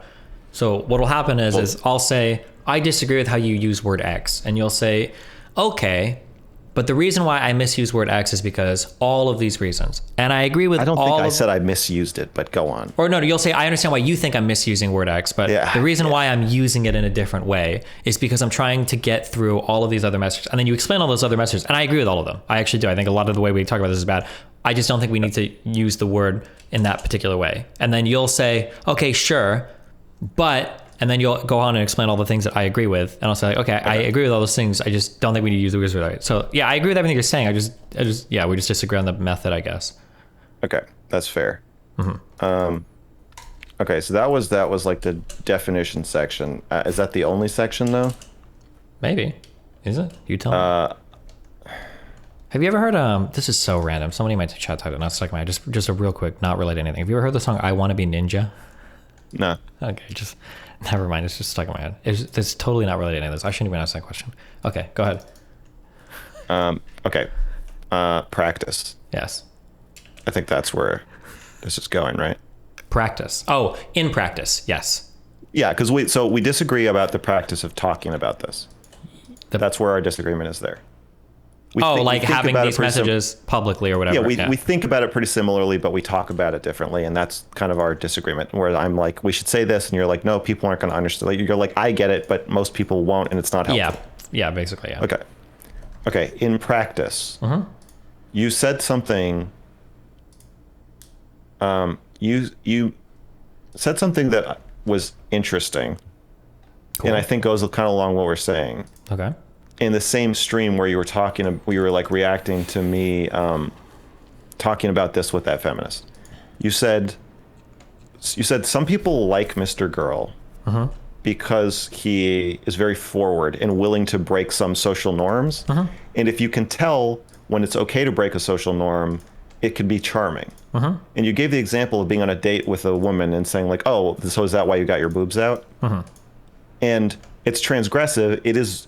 It could be sexual harassment, but if you're empathetic enough and you're attuned to her enough, then the fact that it would be sexual harassment if it were said at the wrong place and time actually becomes charming, because she likes that you knew that she would be okay with it. Yeah, kind of, yeah. Okay, so and then you kind of backpedaled and you're like, hey, don't try to go out. Yeah, but it's hard. You can't just write down. That's why I'm so critical of so much dating advice, because you can't like read something and just like copy what's on the text. There's a lot of body language and feeling. It's that's really body language. That's what I'm saying. I'm saying the same thing for consent, where if you are doing like what I did, so I date from Tinder, raping them. I'm raping women. Yeah. No, go ahead. If you're on a date from Tinder and she says, I'm not ready, but she's on top of you, physiologically feels ready and seems ready and is just holding herself on top of you and you're at the entrance and nothing else is happening. And she's just staring at you for 5 seconds, giving you the look of all looks. And then you push her down. I would say that is a similarly advanced maneuver that unless you are very confident in your ability to read people, nonverbal communication, and like we had gotten to know each other for a few hours, and I kind of did have a sense of like how she thought and how she felt and blah blah blah. So I'm not, when I say practice, I don't mean like go do that. And I'm not even saying I should have done it. It's more just like an interesting story because it's technically a rape, even though I don't think I raped her, and I don't think she thought I raped her. And it's kind of similar to your story, where commenting on a woman's breasts on your first or second date is kind of sexual harassment, but you knew that it wouldn't be received that way, or you guessed. And from all, outward signs, it wasn't received that way. Yeah, so the difference, I would say, there's two huge problems. So first of all, I would draw a distinction between the other thing in that I'm okay violating some boundaries because they're not that big of a deal. Like, if I make a joke that makes you uncomfortable, whatever, I live and I learn. But if I fuck you and you're not ready for me to fuck you, I'm not as willing to roll the dice on that one. So I would be hesitant to compare those two. They're similar-ish in how you approach them, but I think some boundaries are okay to break, and some boundaries I think I wouldn't test. I would want to be sure before breaking them. So like, like I might tell an edgy joke about somebody, or I might tell an edgy joke around somebody without 100% knowing okay with it, but I wouldn't joke about like their parents being dead without 1,000,000% knowing first that like this is something they joke about. There's a difference in degree of severity there. Yeah. Go ahead. I think there's some calculus there of I don't think you're okay with commenting on a woman's breasts. Like, you were on a date with her, first of all. Like, I don't think you would do that to a cashier at a supermarket. Absolutely not. Almost for sure not. Right. Yeah. So I don't think it's quite true that you're like, well, if I sexually harass somebody, I live and I learn, but if I rape somebody, that's really bad. I think you probably think both are bad. I think you're more referring to a calculus of how bad would it be if I was wrong, and how wrong would I be if I was wrong. And then I do think you're reading the person and getting a gauge of their sense of humor and their attraction to you and their awareness of how they're presenting themselves and everything else that's going into that. So I don't believe there is a super fundamental difference. I agree that it's much more important. Yeah, I think you're restating what I just said with more words. Right. There's going to be some advanced calculation that's going on. Like no, you said it was fundamentally different. And so I gave the supermarket example to show you that that's not true. You said, if I accidentally comment on someone's boobs and they're not okay with it, I live and I learn. That's not true. You're only saying that because you were on a date and you knew that the overstep would not be that much of an overstep because you were already 90% of the way there. You just okay, sure. You were 100.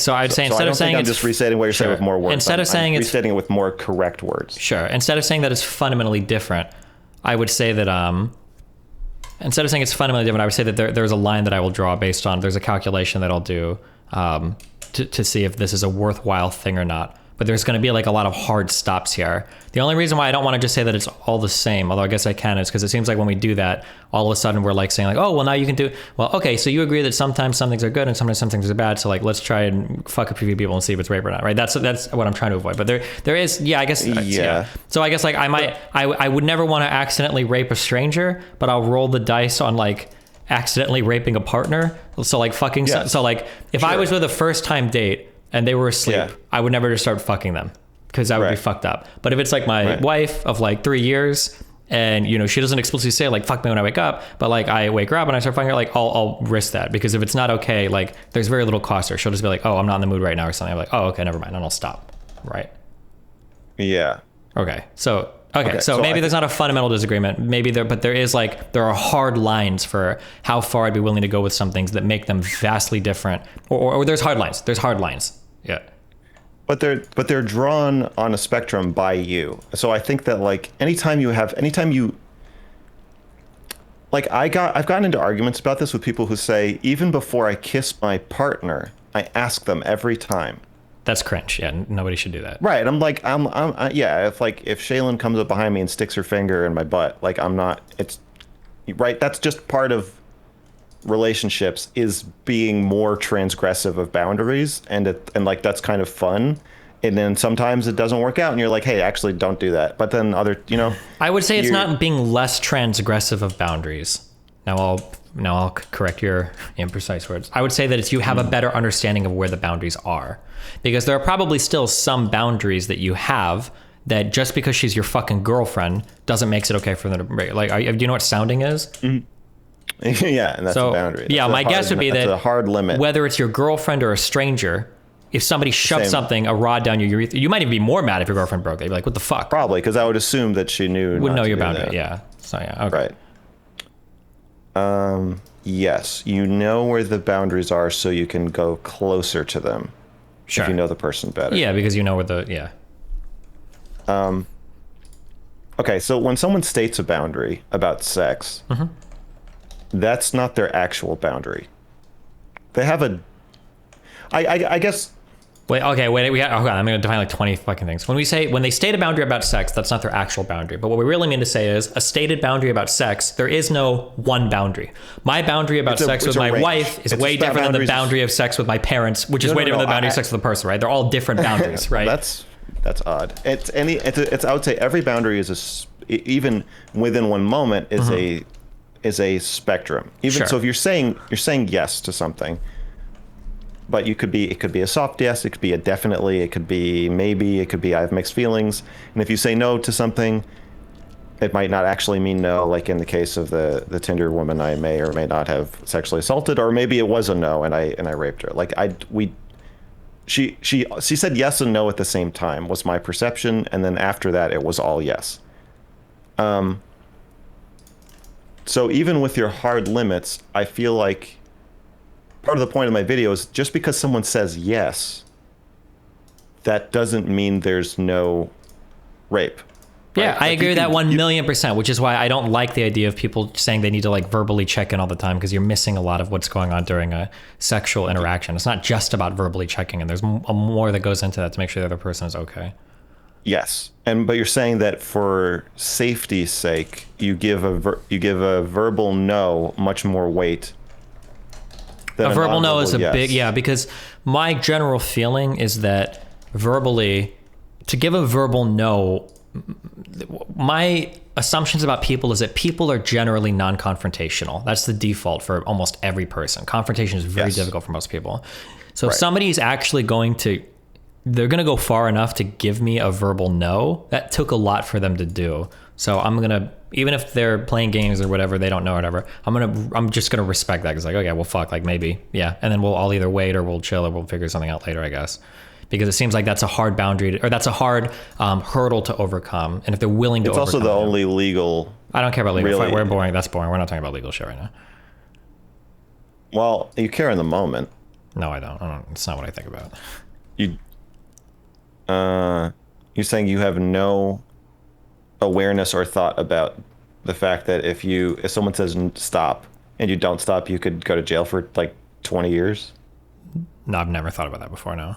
but we might just engage with it a little bit differently. Well, even if you're thinking about it, you're aware that men with guns can come to your house and put you in a cell for 20 years. I'm not trying to high road you morally or anything, but that's just, I never think about that. No, I've never, like, I'm not saying you think about it. I'm saying you are aware of this fact. Yeah, but not during the moment. It's not, I would never. I'm not saying you're thinking about it during the moment. I'm saying Are you asking me if I know that people go to jail for raping people? I know that, yes. Okay. I do know that. You're claiming that this has no effect on your behavior. Exactly. Not on the heat of the moment. I'm never thinking like, well, legally, what can I get in trouble for? How much can I rape this person before there's trouble? Is there evidence? Are they recording video? Like, I can't come inside her because I don't want to do a rape kit. Like, I need to slow down her, trip to the police station. Like, I've never thought about it from a legal perspective ever. No. Are you implying that I think about it the way you I just never said described? that. I never. Now you've put that in people's minds. So you're assuming we both it. don't think about. You're saying we both don't think those thoughts, but you're just letting me know that especially you don't think. Especially me, yeah. Okay. I don't know what you think. That's up for you to spell out here, but. Yeah. I don't know if I'm going to do that. That's good. You don't need to. Yeah.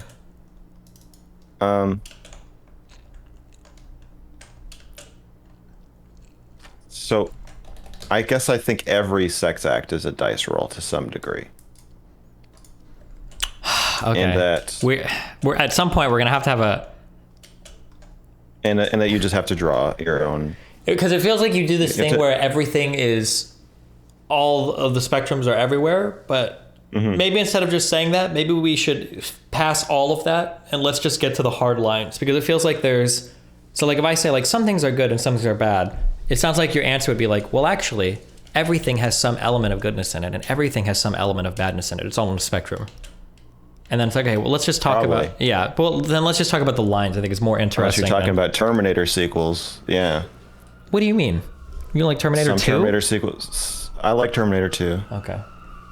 I like Terminator 1 more. I'm not trying to say that. Okay. But I like Terminator 2. Do you like Alien 1 or Aliens more? I think I like Aliens more, but I think Alien is a superior film. Oh, okay. If I'm being honest, at the end of the day, Alien is a better movie. Okay. I've seen but if I had to be your work, so that's exactly the type of answer I'd expect you to give. All right. Your favorite director is probably Japanese or something, right? Yeah, okay. James Cameron. Oh, okay. Well, nice job. So Aliens, like, that's what I'm saying. I don't think James Cameron's the best director. Okay. But you like Terminator 1 more than Terminator 2? Even though he directed Terminator 1. Am I crazy? And Terminator 2. He directed both. I thought Cameron just did 2. Okay. No. He did Piranha 2. Okay. But sort of, not really. Well, now here's a question though, okay? Because have you heard of like 6 degrees of separation? Yeah. Do you think that because we all know people and we know somebody that knows somebody and we're all influenced by other people, do you think it's fair to say that James Cameron directed every film, but it's kind of like on a sliding scale of how much he directed it?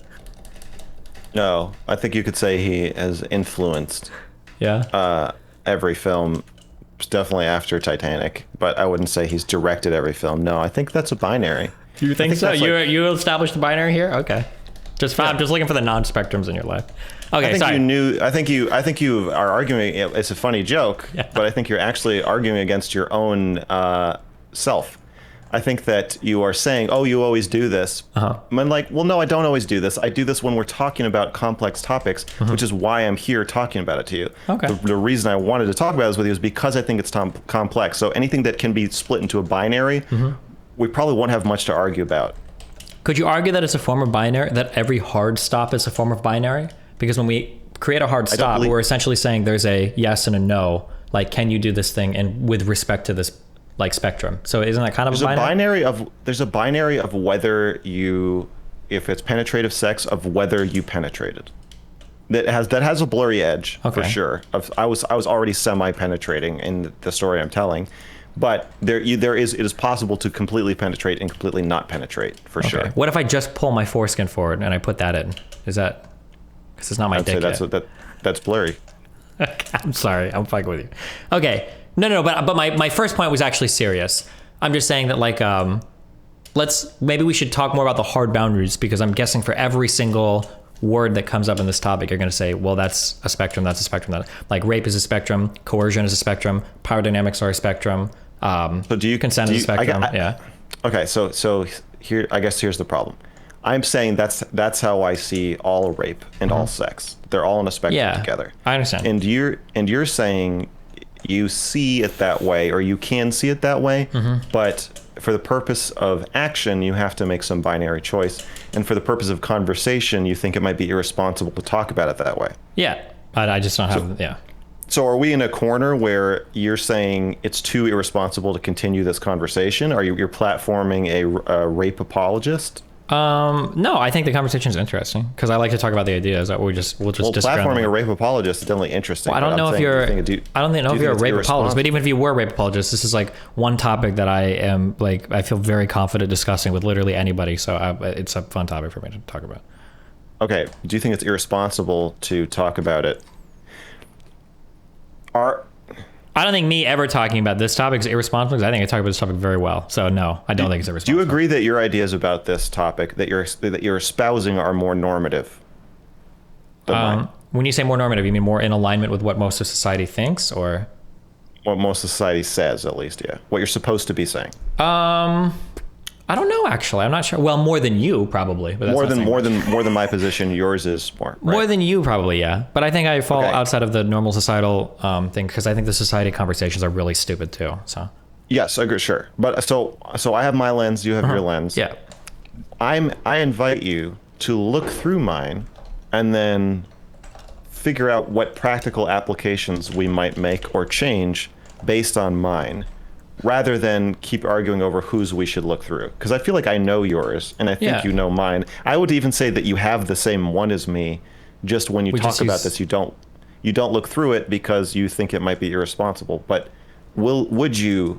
I think I view this exactly the same as you do. Literally, we're having like such a meta conversation.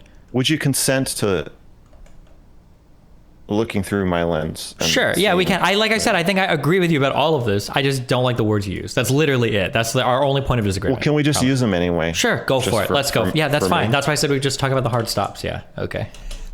Okay. Wait, can I use the restroom real quick? Yeah. Okay, I need to. Yeah. Okay. I'll handle things here. Okay. Hold on 1 second. I should open your chat so I can get a sense of what's going on.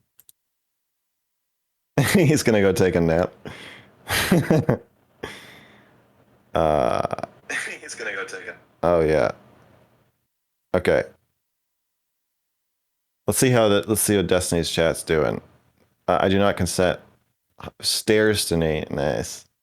Giga Chad. Pee poo poo poo. We don't consent. Don't look at me. Oh, I'm looking at you. Specifically, especially.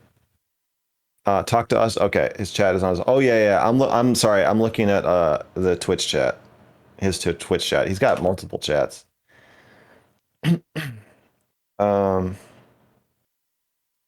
Type VIP Destiny in the chat. See, you're a mod. Okay, I'm trusting you. Do you think he's gonna chat with you guys while he's using the restroom? I think he's not gonna do that. I'm paying attention to my own chat. Jesus, I just wanted to see what was going on. I gotta take the temperature sometimes. I think this is my new tactic, that because streamers are so often, like after this stream, you find out they were just talking to their chat the whole time and it didn't fucking matter what you said. So from now on, I don't feel this way about Destiny, but from now on, I'm gonna have their chat and my chat open. It's gonna be like fucking air traffic command. Go on Cumtown. Okay, if they invite me. I'm not going to answer personal questions about my sex life. Look at his website chat. LOL.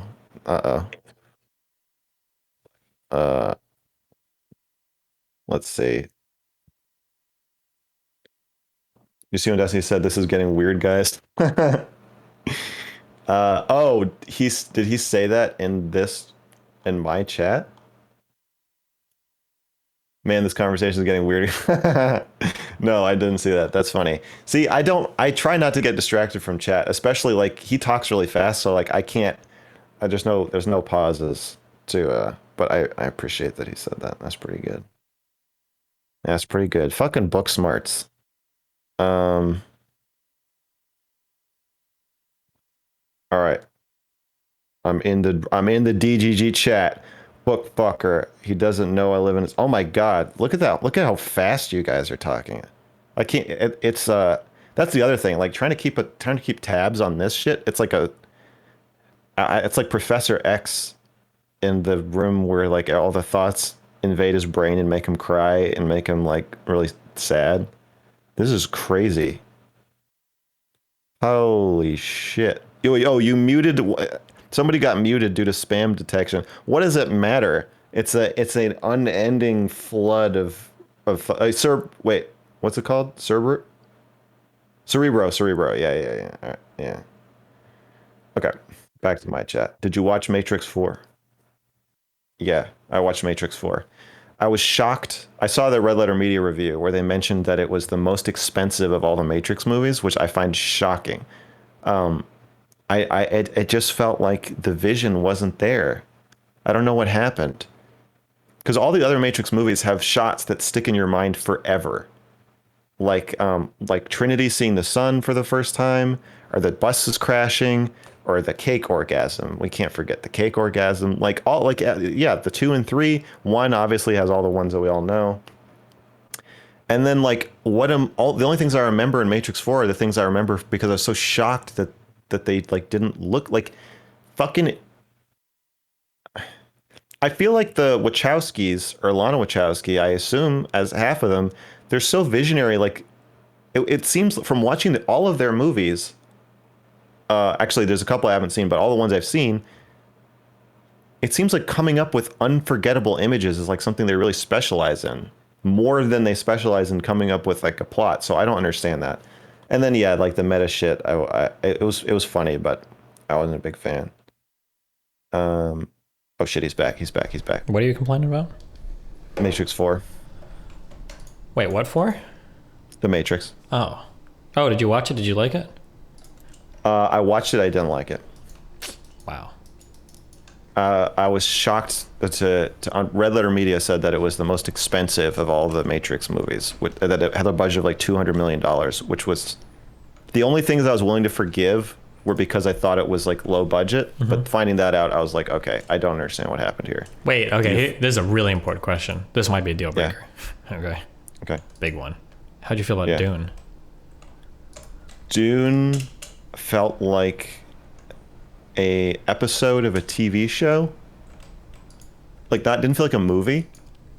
It just felt like a continuous string of events that then just stopped because they were like, well, movies are about 2.5 hours long and that's where we are. So this movie's over.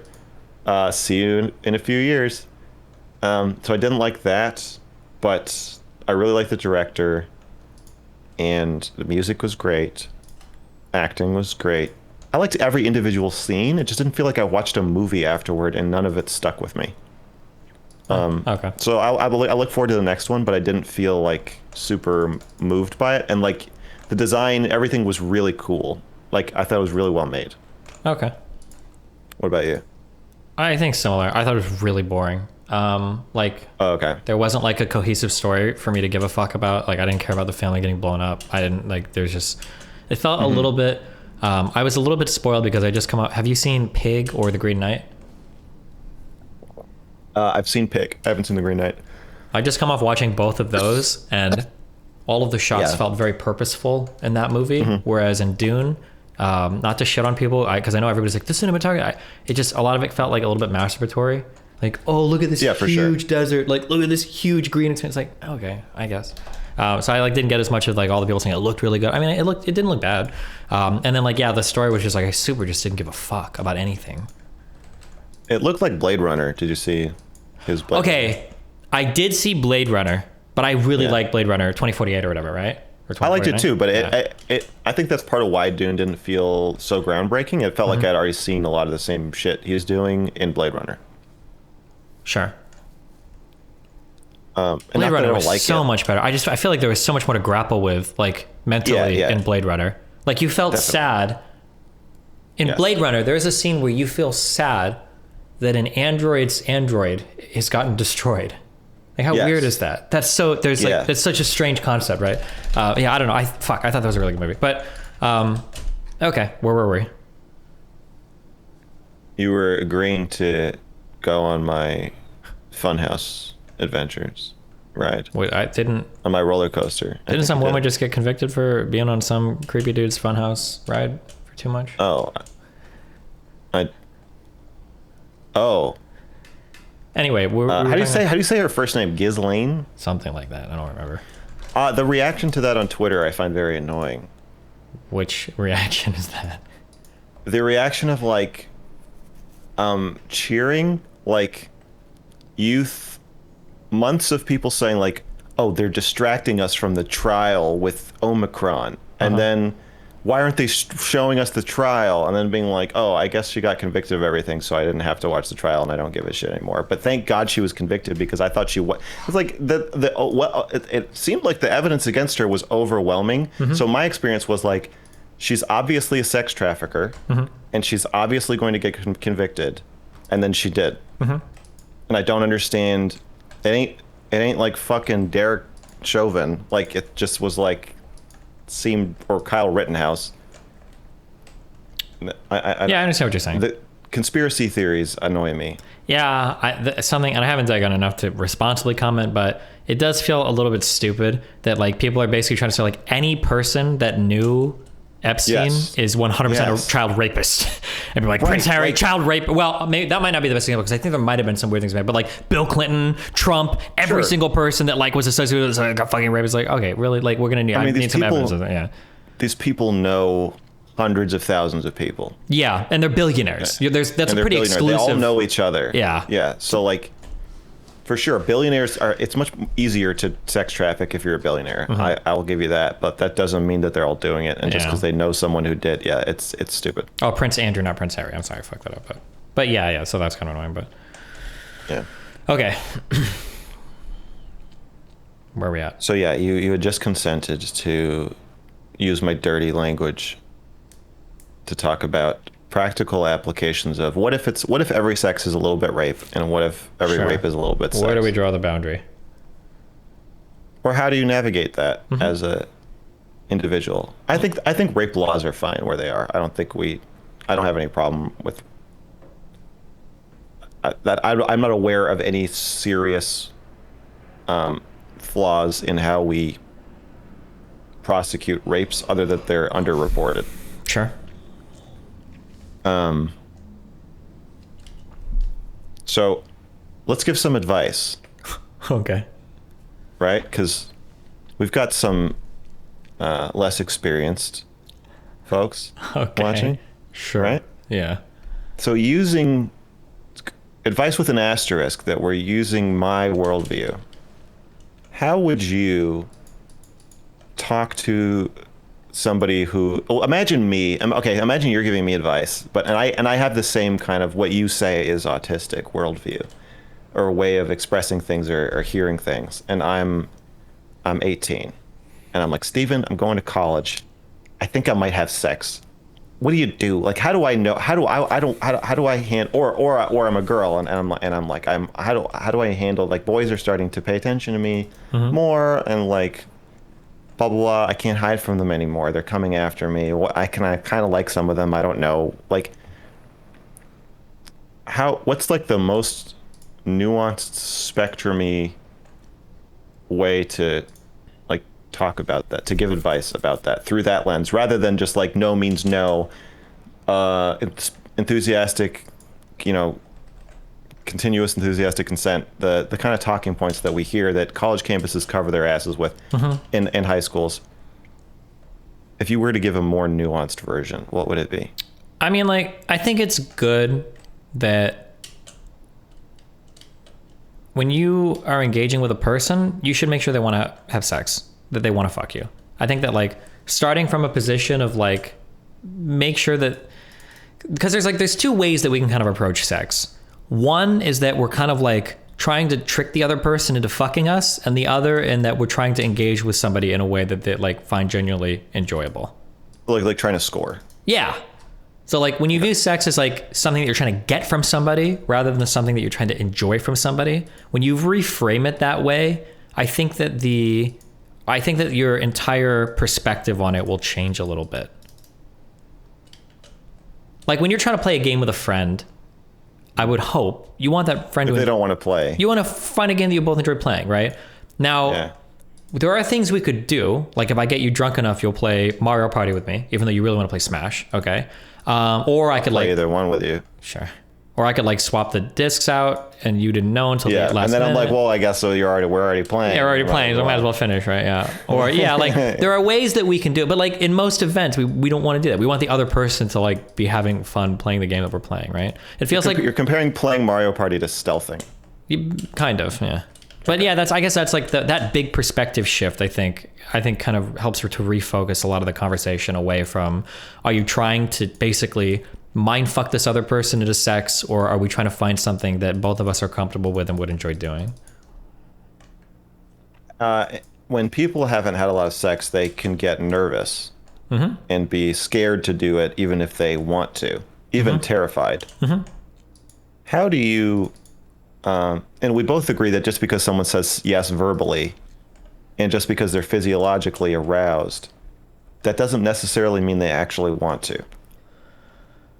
So beyond verbal check-ins, what do you think is a good way, or other kind of like empathetic or attunement tools to determine that you are on the same page as somebody sexually who's new to it?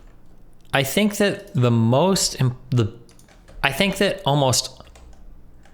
think a lot of human fear comes from the unknown.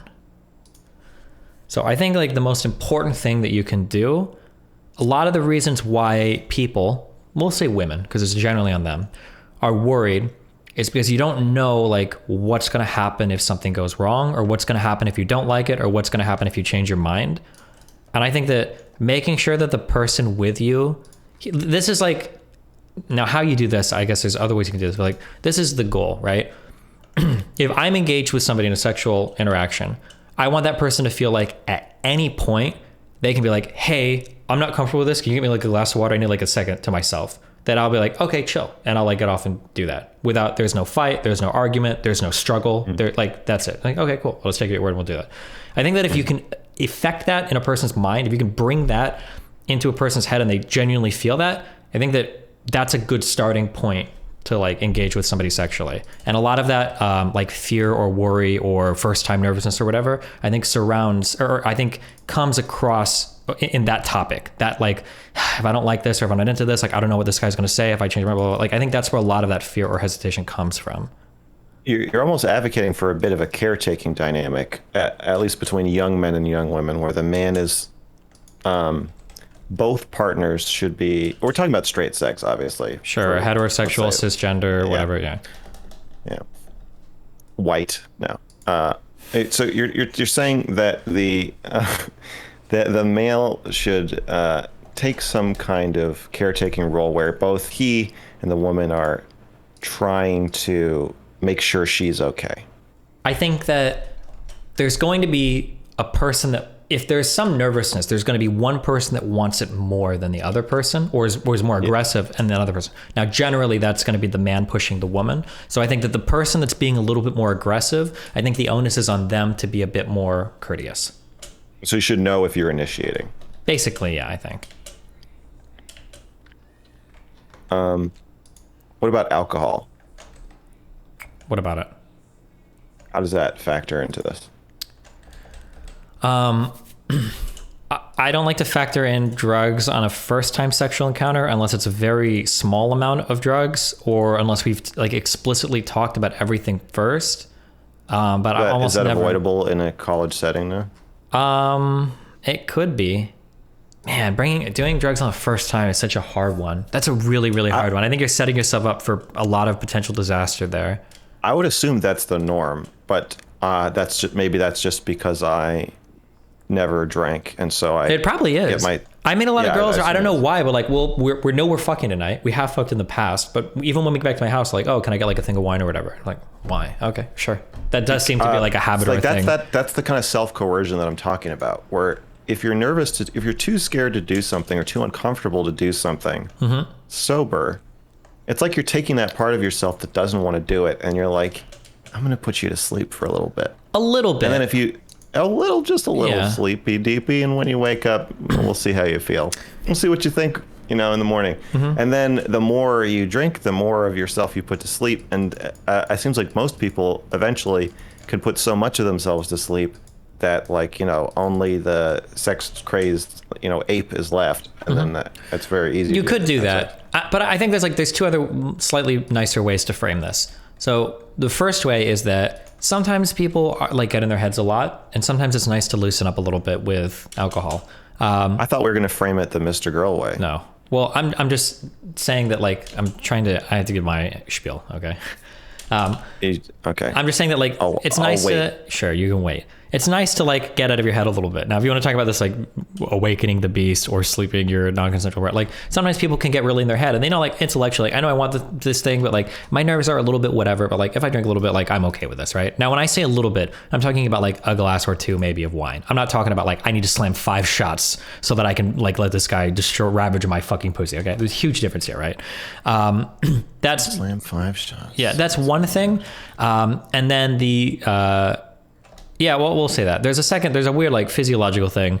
If you're a woman, sometimes loosening up a little bit can have a very real actual physiological benefit. Literal loosening up. Literal loosening up, yeah. Because if you're nervous, there's something weird that happens. This happens to men and women in different ways. If you're a woman, if you get nervous, you will clench up a little bit, and then you could tear, or you just can't get in, and then you get even more nervous and it gets worse and worse, and then you start to dry up and everything is fucked. With a guy, it's you get nervous, you lose a little bit of rigidity in your boner, you realize you've lost some rigidity, and then it gets worse and worse, and now you've got fucking ED and you're I can't do anything. So I think that people can use drugs to relax them a little bit, and that's okay. Yeah.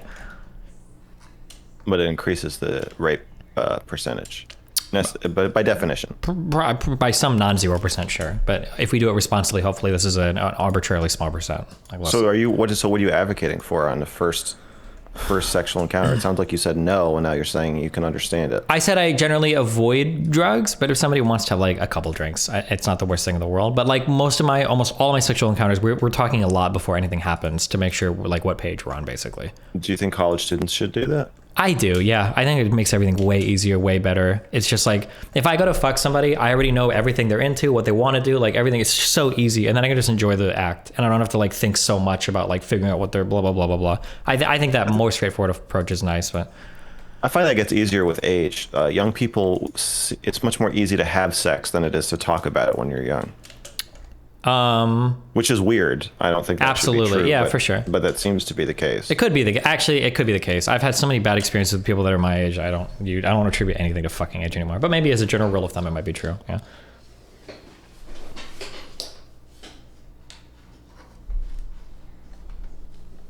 One thing I would advocate for. Okay, I hadn't had sex for a long time. Mm-hmm. Intercourse. Okay. And I started dating this girl. This was a few years ago. I was still recovering from my divorce. And I'm all better now, though. Okay. Good to and hear. we had sex, and I think it was my first time having sex in maybe a year or two. And then afterward, I told her I felt raped. Okay. And she was like, but you said you wanted to do it. Mm-hmm. And I said, I know. I'm not saying you did anything wrong. I just want to say that a part of me didn't want to, and I want to talk about it. Okay. And she said, yeah, but what do you mean you feel raped? Why would you feel raped? And I was like, well, that's what I'm trying to tell you. And she said, well, I didn't do anything. Mm-hmm. And I said, okay, so are you saying you're not willing to talk about this? I still feel it. It's just a feeling. I'm not accusing you of anything. I want to talk about my feelings. Okay. And I feel violated. Because I don't think I was actually ready to do that. Okay. And you kind of talked me into it. Okay. And she said,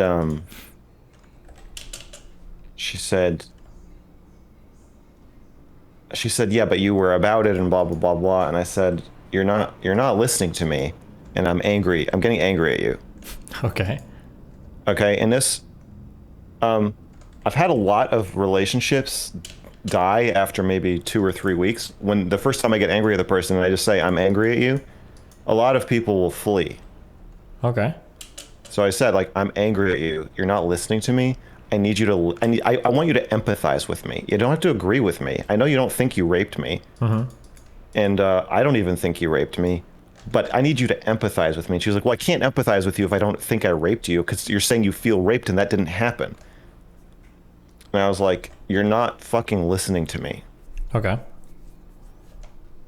If, like, I need you to listen and stop talking about what you think, and I need you to listen to what I think. And eventually she was like, I think I should go. I was like, okay, fine. And like looking at me like, I'm okay, I'm gonna go. And I'm like, fine, then fucking go. Like, I don't, if you can't handle this conversation, like, this is not fucking going anywhere anyway, so then fine. So she left. And then a couple weeks later, she started texting me again. Okay. As they do. And I don't mean women, I mean people. Users, cowards. Okay. And she said, I intensely regret leaving. And I really regret not dating you anymore. Okay. And I said, I really don't think, if you can't handle me getting mad at you and talking about my feelings, and if you can't handle me asking you to empathize, and by empathize, I mean, understand my experience, which is different from yours. So your response being, well, that wasn't my experience. Yeah, I fucking know. That's what empathy is when I had a different experience from yours, I need you to understand it. And she said, she just started arguing with me again, and it just went down the same road and same loop, crashed again. And then she just stopped talking to me. Okay. And that was a time where I felt like a more spectrum-y understanding of sex and how people actually experience sex.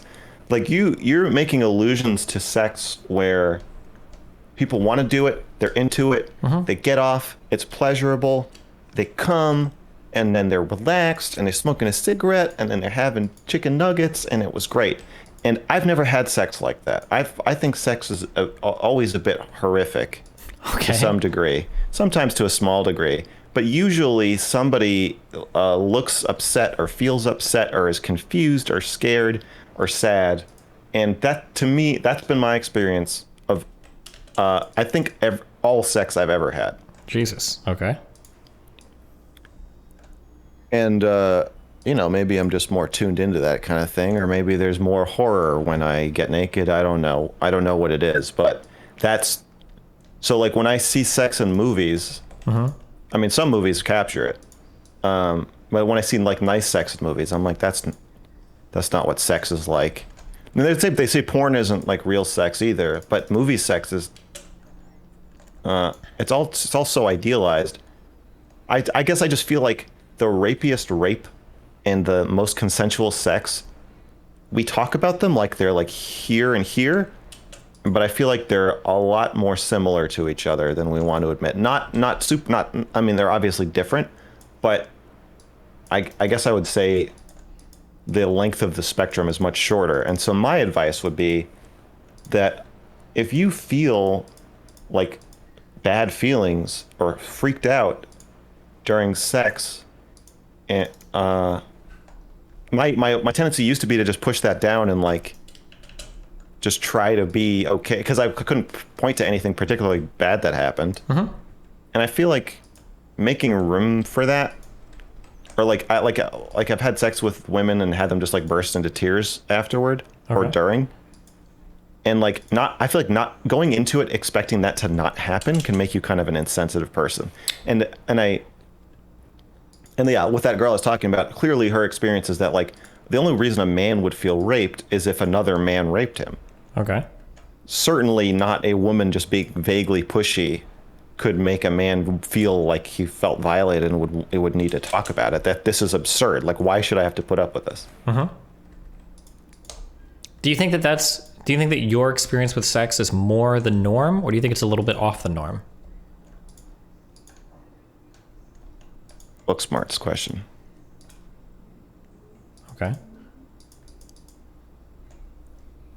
I'm saying I think it's the norm. I just said that. You're saying you think it's not the norm. Well, yeah. Well, no. So, yeah, let me be clear, just because maybe you answered it how you intended to. But I'm asking your experience with sex, that all of it is like pretty horrific. Do you think that engagement is like more the norm, or a little bit off the norm? You think? I think it's all. There's some degree. Nope. Hold on. We're not doing those answers right now. Oh yeah. Not some degree. I'm saying that the degree of trauma that you experience. Do you think that that is more the norm or not the norm? Like, what is that your perception for the majority of people that have sex? Right. So I'm saying either there's more horror or I'm more attuned to it. My guess is that I'm more attuned to it and that it is the norm. That is what I think. The same thing with pedophilia with Booksmarts. My same answer. I'm saying I am more in touch with some fucked up shit that somebody actually messaged me on Twitter. Or go ahead.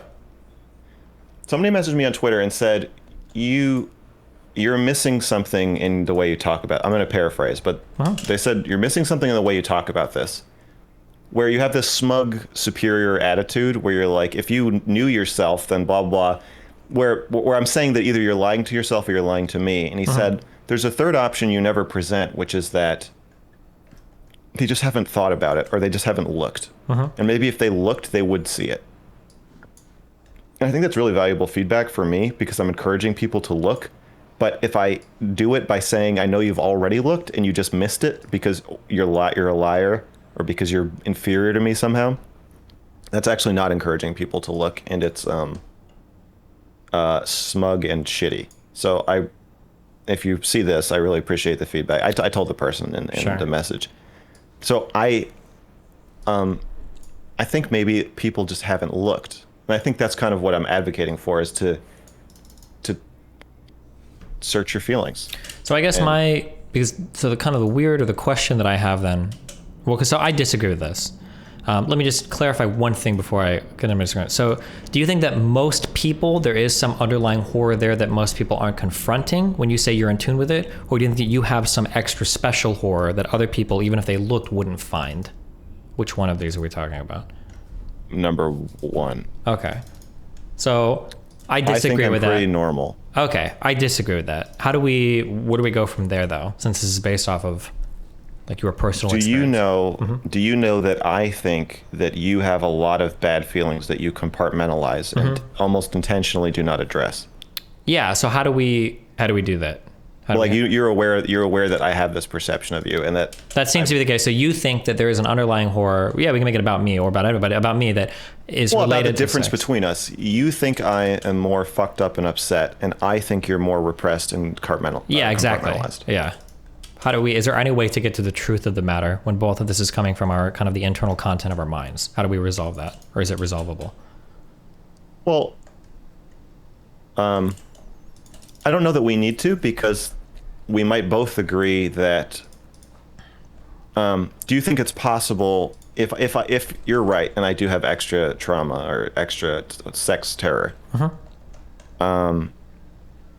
do you think it's possible that there are people who have that but don't know it? It's possible, yeah. And that it's worth looking at. Yep. But I also believe that I think that we can invoke trauma where there is none, though. I think that's a possibility. By thinking about it. By telling somebody that there should be trauma and then making them feel a little strange that there's not. And I think you can invent trauma in people when that happens. I think that's possible. Okay, and I think that is a mechanism of compartmentalization to believe that if you think about something, it can create trauma. It's not just thinking about it, it's that you are telling somebody what to think about it. That's the difference. You're not just saying, search yourself for these feelings. You're saying, there is a deep-seated sexual trauma that you're not confronting, and I need you to find it. There's a difference between telling somebody to look through a forest versus telling somebody to find a unicorn in a forest, right? If they look hard enough, they'll find whatever it is they're looking for, theoretically, the forest of the mind, versus telling somebody to take a stroll through it, just see what's there. I think these are two fundamentally different approaches to introspection. That's true. Sure. For a grounded example of this, you mentioned psychology. Are you familiar with like the satanic sex cult, like mind poisoning that a lot of early psychologists implemented in children? Yeah. Okay. So that would be like a real life hook into that. But yeah. Yes, I agree. I agree with that. That is a issue. So, but do you also agree that the bad feelings are the ones we are more likely to miss on a cursory sweep of how we're feeling? We're more likely to be aware if we're having fun than if, like, it's harder to know when you're upset, I think. I generally don't agree with that, but I miss a lot of people on that one. I don't believe like in repression at all, actually, as a concept, except for in the case of physical injury or substance. I don't think we repress things. I think that there might be a highly cognitive process of trying to forget things, but I don't think that there's like something horrible happened to my brain made me forget it to cope with it. I don't think that's a real thing. I think that is the when I say when I'm talking about a repressed emotion, I mean in inability to access or failure to access the physical sensation of the emotion. Yeah, I don't know if I generally believe in that, but maybe we should leave that alone because that's a kind of a different thing. There are probably some people that feel bad about sex that aren't confronting those feelings. That's possible. I can like say that. Okay. And so then the trade-off is I'm saying look in the forest and not to find your inevitable MrGirl horror, but to find your ambivalence. Sure. Which I do think everybody has, and just and check in with yourself physically, like how you're feeling. So I think you're repressed, and you think that I am more traumatized and projecting. Yeah. But could we both agree that that would be good advice either way? Probably, yeah. Well, yeah, but the way that you phrase it, that every sexual experience is somewhat horrific. I would reject that message. But I mean, everybody could do with more introspection. Yeah, you don't like this. Yeah, I guess what I would say is that there is always a unicorn. Just sometimes it's a small unicorn, and sometimes it's the whole forest. Sure.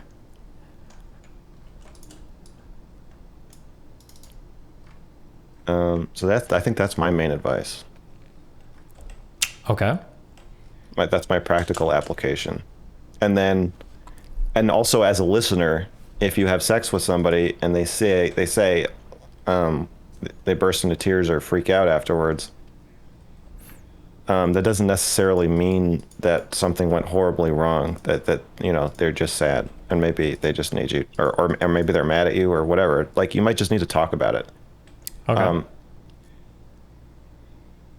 I think if emotional expression about sexual experiences is more normalized, then it would be much easier to, not have to feel like you have to go to the bathroom and like hide your outbursts or feelings or whatever, if that's what's happening.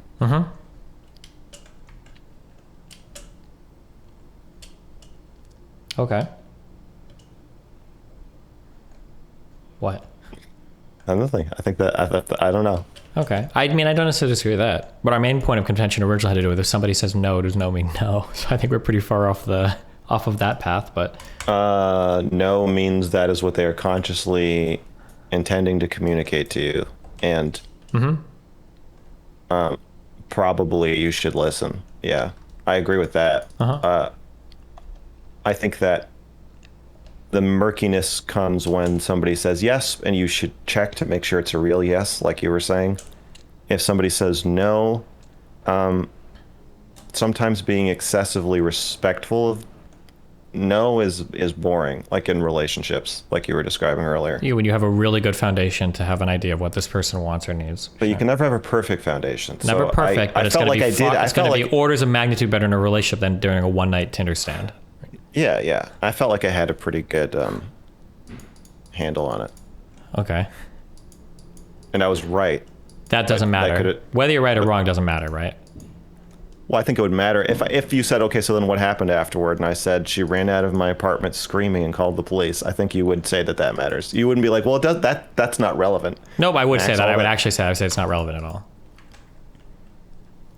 I don't believe you. What? I believe you. Do you really? Yeah. Do you ever do poker stuff? A little bit. I don't believe in calculating whether an action was good or bad. I don't think matters. The probability is what matters. The outcome. Yeah, the probability is what matter. Because I could do. There's a lot of things I could do. A lot of people drive home drunk and they make it home just fine. Most people do, but that doesn't mean it was a good thing, right? There is a time I was wrong. Okay. Do you want to? Is this the last stream you're doing? No, I'm just getting started, baby. I was the shift supervisor. Oh boy, off to a strong start. Okay. I know. I was 19. I think she was 20. Okay. 1 or 22. But I was her superior. Gotcha. And she was a babe. No, she was she was good looking in a way that, like, conventionally attractive. So like everybody in the restaurant was like kind of interested in her. Okay. And one time we started hanging out, and I didn't know. She was very flirty, and so I didn't understand that she was like, oh, maybe you'll be the guy. Her thing was like, oh, maybe you'll be the guy who just likes me for my personality. But I'm like, okay. And it isn't interested in me. I'm like, I do like your personality. Like I've never been much for casual hookups. That Tinder story is one of my only like casual sex stories. Mm-hmm. So I did like her, and I was like trying to date her. Mm-hmm. So we're in my car. And I think we had just seen a movie or something, or I don't remember. Mm-hmm. It's not important. And I drove her home, and she's sitting in the car, and I lean over and I kiss her on the cheek. Okay. And she kind of like smiles nervously, and I would say her body language was like pretty imperceptible. Like she didn't pull away. I think she didn't move. She might have pressed back against me. It's hard to say. Okay. So then she's like, do you want to come inside? Okay. And I'm like, sure. And yes, I do. Which to me is a green light for whatever I want to do. Once we get through that threshold, I'm going to do whatever I want. Mm-hmm. Well, that's not true. Okay. That's a joke. But it's a signal. To me, that's a strong signal. Yeah. I've just kissed you on the cheek, sensually, mm-hmm. and then you invite me inside. So sensual cheek kiss, yes. Yeah. Okay. Okay, so we go inside, and then she's like, "This is my place," mm-hmm. and I'm like, "These are my lips." But slowly, because I don't want to push her. So I lean toward her, and she kind of nervously backs up, and she's like, well, I'm not sure if I'm ready for that, or I want to do that, or something. Okay. Like she's not saying she's not interested, but she's sort of like playfully backing away. Mm-hmm. And I'm like, I also I'm not often turned down by people, so I was not able to process that she wasn't interested, because I just assumed that she is, mm-hmm. because I'm me. Mm-hmm. And I've learned that I've changed since then. Mm-hmm. And so I start kind of chasing her around her house, not in like a fast aggressive way, but slowly, and she's giving me like excuses, like, mm-hmm. well, we're coworkers, or like, I'm not sure, like, are you sure? So there's an internal struggle going on with her, obviously. Yeah. I think so, but she's like, she's like, are you sure you want to, like, don't you want to, and then it's like, well, I don't want to mess up our friendship. And I'm like, well, everything you're saying is mm-hmm. making me more excited. You're making it worse on yourself. I'm seeing where the internal horror of the sex comes from, because it sounds like a fucking horror movie. So yeah, keep going. Yeah, I'm like, well, yeah, because she's like, I'm horrified by this. And I'm like, of course you are. That's normal. Come here. And then so I chase her around her house. And she's also comically crawling backwards, like over her couch. Like it feels like a game. Yeah. And then after probably 12 hours of wearing her down. The sun comes up. No, after it felt like a long time. Probably in reality, it was probably like 5 minutes. Mm-hmm. But like, which is a pretty long time to chase someone in circles around their living room. Mm-hmm. Looking back, I finally was like, "Wait, do you not want me to kiss you?" And she was like, "No, I don't want you to kiss me." Mm-hmm. And I was like, "Why didn't you just fucking say that?" And she was like, "I don't know."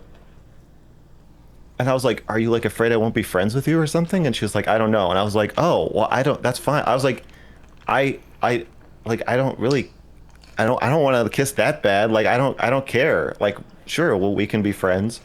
And it doesn't matter to me. And she was like, "Oh, okay, well, that's great. Then let's like just talk." And then we just like hung out and we were like friendly after that. Mm-hmm.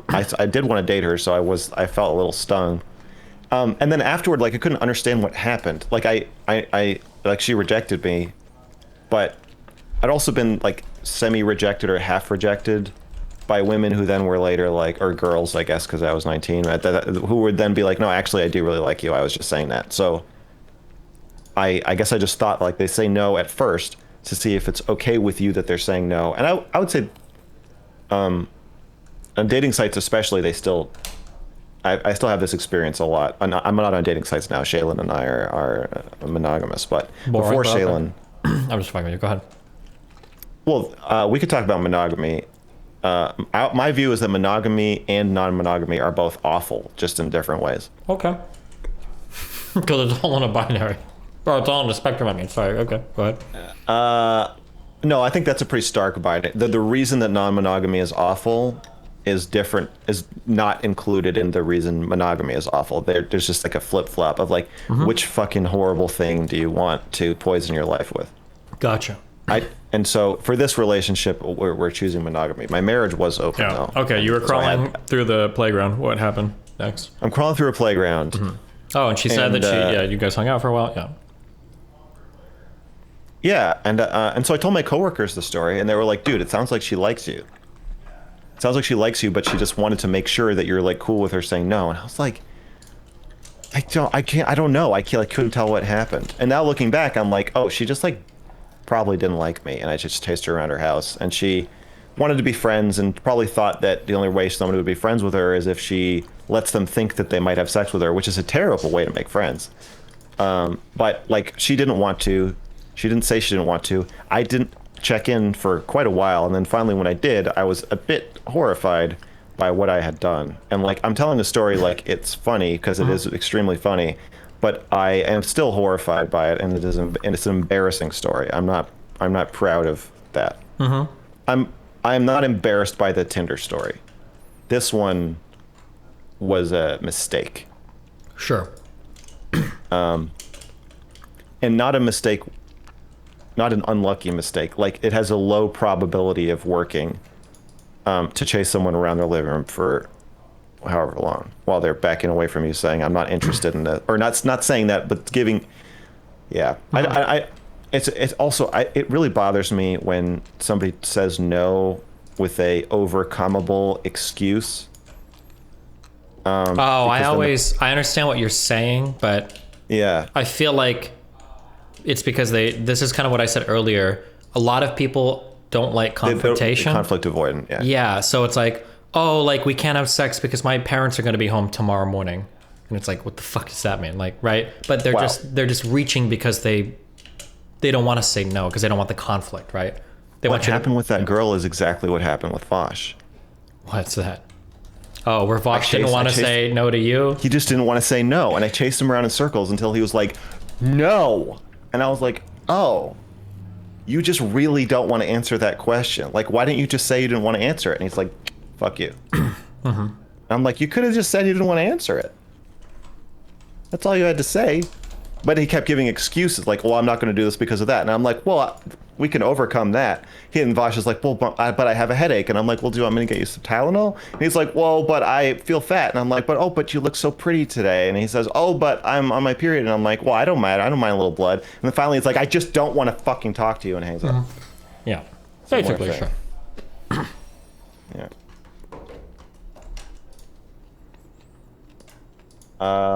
So yeah, I think that a more nuanced view of consent, because she didn't say no, but I think what I did was pretty violating, and terrible for her and for me. It wasn't. It's not a good experience for anybody when with like a unintentional boundary violation like that. Yeah. I think with some more nuanced introspection and understanding and what you're advocating of like asking earlier. I think before the first kiss, I think saying "Can I kiss you" is a little too boring. I think you should just go slow. So here's this is the problem. Yeah. There is a paradox to giving advice on consent. And you have to be there. Well, no. The paradox is that the people that need the advice are the ones least likely to take it. Because I'll say all of this stuff, but there are things that I feel out. I don't ask verbally every single time. There are some things that I do by feeling, but I am very much in tune with what does this person want? What's a normal body response? What's how do I feel and there's a lot of checks I've done along the way that aren't advanced overt maneuvers. Yeah. Something I mention a lot on stream is giving somebody an out before you get to a sexual circumstance that isn't confrontational. So if I'm driving a girl home, I might say instead of do you need to get up tomorrow? Yeah. Just I don't know if you listen to this or that's exactly what I would say. Yeah. Listen. So I've engaged in this. So I don't need to follow the 15-step check off for whatever. But I would be uncomfortable telling somebody that, because if you're the type of person that's looking for advice on checking in, then you probably can't do that. You probably actually do need to take a step back, especially because in the heat of the moment, we can get emotionally compromised. And if you don't have a lot of experience, it can be really hard to read certain signals. And there have been times in my life where I've been with a girl that is saying yes, and I can tell you are actually so fucking nervous. Let's just take a step back and chill for a sec. I'm fine. I'll have to be the one that says no for that person. Maybe we should just take 5 minutes, and they'll be like, okay, yeah, that's actually, I think that would be good. Right. You because you can tell you're so nervous right now. It's really obvious, but it's hard to read that, I guess. If you're the type of person to go online looking for advice on how to figure out if a girl is consenting or not, you're probably not going to be looking for that shit. So you have to go with more obvious, verbal, ask and deny and everything. Yeah. I gave a girl a panic attack. This actually happened a few times. That women have panic attacks when they're interacting with me. Okay. But one time I was hooking up with this girl, and she was naked. Okay. And we were kind of talking, but we were kind of messing around, and all of a sudden, she is 100% drenched in sweat from head to toe. And just staring at me like a deer in headlights. And she wanted to just pretend nothing was happening. Yeah. But she was clearly having a full-blown panic attack. I've never seen, actually I've had a panic attack that was similar, but that was the only time I've ever seen someone else like that. It was it was crazy. And yeah, I think that's a more obviously. Do you think she might have been sweating a lot because you guys were running around the living room with you chasing her? Or? Well, yeah, you can definitely work up some heat doing that. Okay. Sorry. No, it was seriously. It was from normal to I just got out of the shower.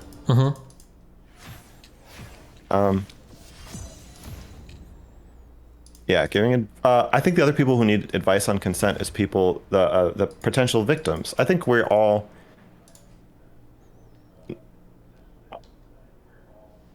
I think if we all learn to check in with ourselves better, I think that's more ideal. A teaching, especially with men and women, if you're talking about the woman usually being the victim of or the one who feels violated in a college or high school situation, or any situation. I think that women need to be more empowered to say no and feel okay about that. What are you, my fucking PR guy? Sure. Well, because I feel like you're saying women need to understand no. that if they get raped, there is some blame there, and if they can preempt that blame by taking responsibility to ward off a potential sexual assault, it would be better. I feel like you could just phrase it in the worst way possible. Sorry, yeah, go ahead. No, you can have it. Okay. Yeah, I do agree though that because it's like responsible as I'm trying to be. It can get frustrating at times. Like I'm gonna be lying if I'd say that like I've never been like there are times where it's like I wish. Like, why didn't you just tell me like an hour ago, like you weren't in it? Like, Jesus, I would have just saved all the bullshit and we would just like be chatting or we'd just go watch a movie. Like, why the fuck did we waste so much time? Like I do, and I'm never going to say that, but I do feel that sometimes like, okay, yeah, I wish you, but like there are reasons why obviously people are afraid of being super forward sometimes, especially with men that, yeah. I don't even mean that women need to be empowered to say no. I think that women need to learn to know that they even want to say no. I think it can be hard to tell. Mm-hmm. I think there are times where you should have said no and you convinced yourself that you didn't need to or didn't want to. Mm-hmm. And so you're advocating for a lot of men empathizing with women. And I think that that's good, but ideally everyone would be more empathetic with themselves. Yeah, for sure. I mean, I talk about both ends. You probably only see me talk about one because I'm looking at your video, but something that I talk about with the current dating culture is that even though we're trying to become more equal in society, there are still some gendered norms that we map onto and still expect each other to follow really hardcore. And one of those is that for men to chase. Men oftentimes have to ask for the first date. Men oftentimes need to make the first move sexually. Men oftentimes need to lead the sexual interaction. And that when you're telling a guy that he needs to chase, and this is his role, there are going to be times when guys push too far because that's what they've been told to do is you're like the predator, you're the chaser. So that's going to happen. And to act so shocked and surprised that, you know, every now and then a guy goes over the line, it's like, well, I mean, this is the role you've assigned them. It's never going to happen with a woman, like very rarely. Like, it can, not to say that it can happen with a woman, but it's very rare it's going to happen with a woman. I think it happens with a woman all the time, but for the opposite reason where they assume they can't be the aggressor. Maybe. Yeah, that could be. But yeah, so I mean, I'm just saying I do talk about it from both ends. It just depends on whose content I'm addressing. And you're giving me content from a man's perspective, so I'm critiquing it from a man's perspective, right? Yeah. I guess. I mean, one of the stories I told was from from me feeling victimized, but yeah. Mm-hmm. Sure.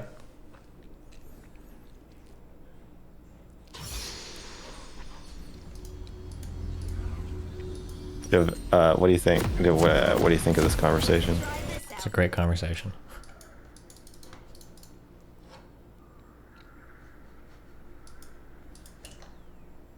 I think so too. Cool. Is there anything else you wanted to go over? Bring on the bad guys. Welcome to Summoner's Rift.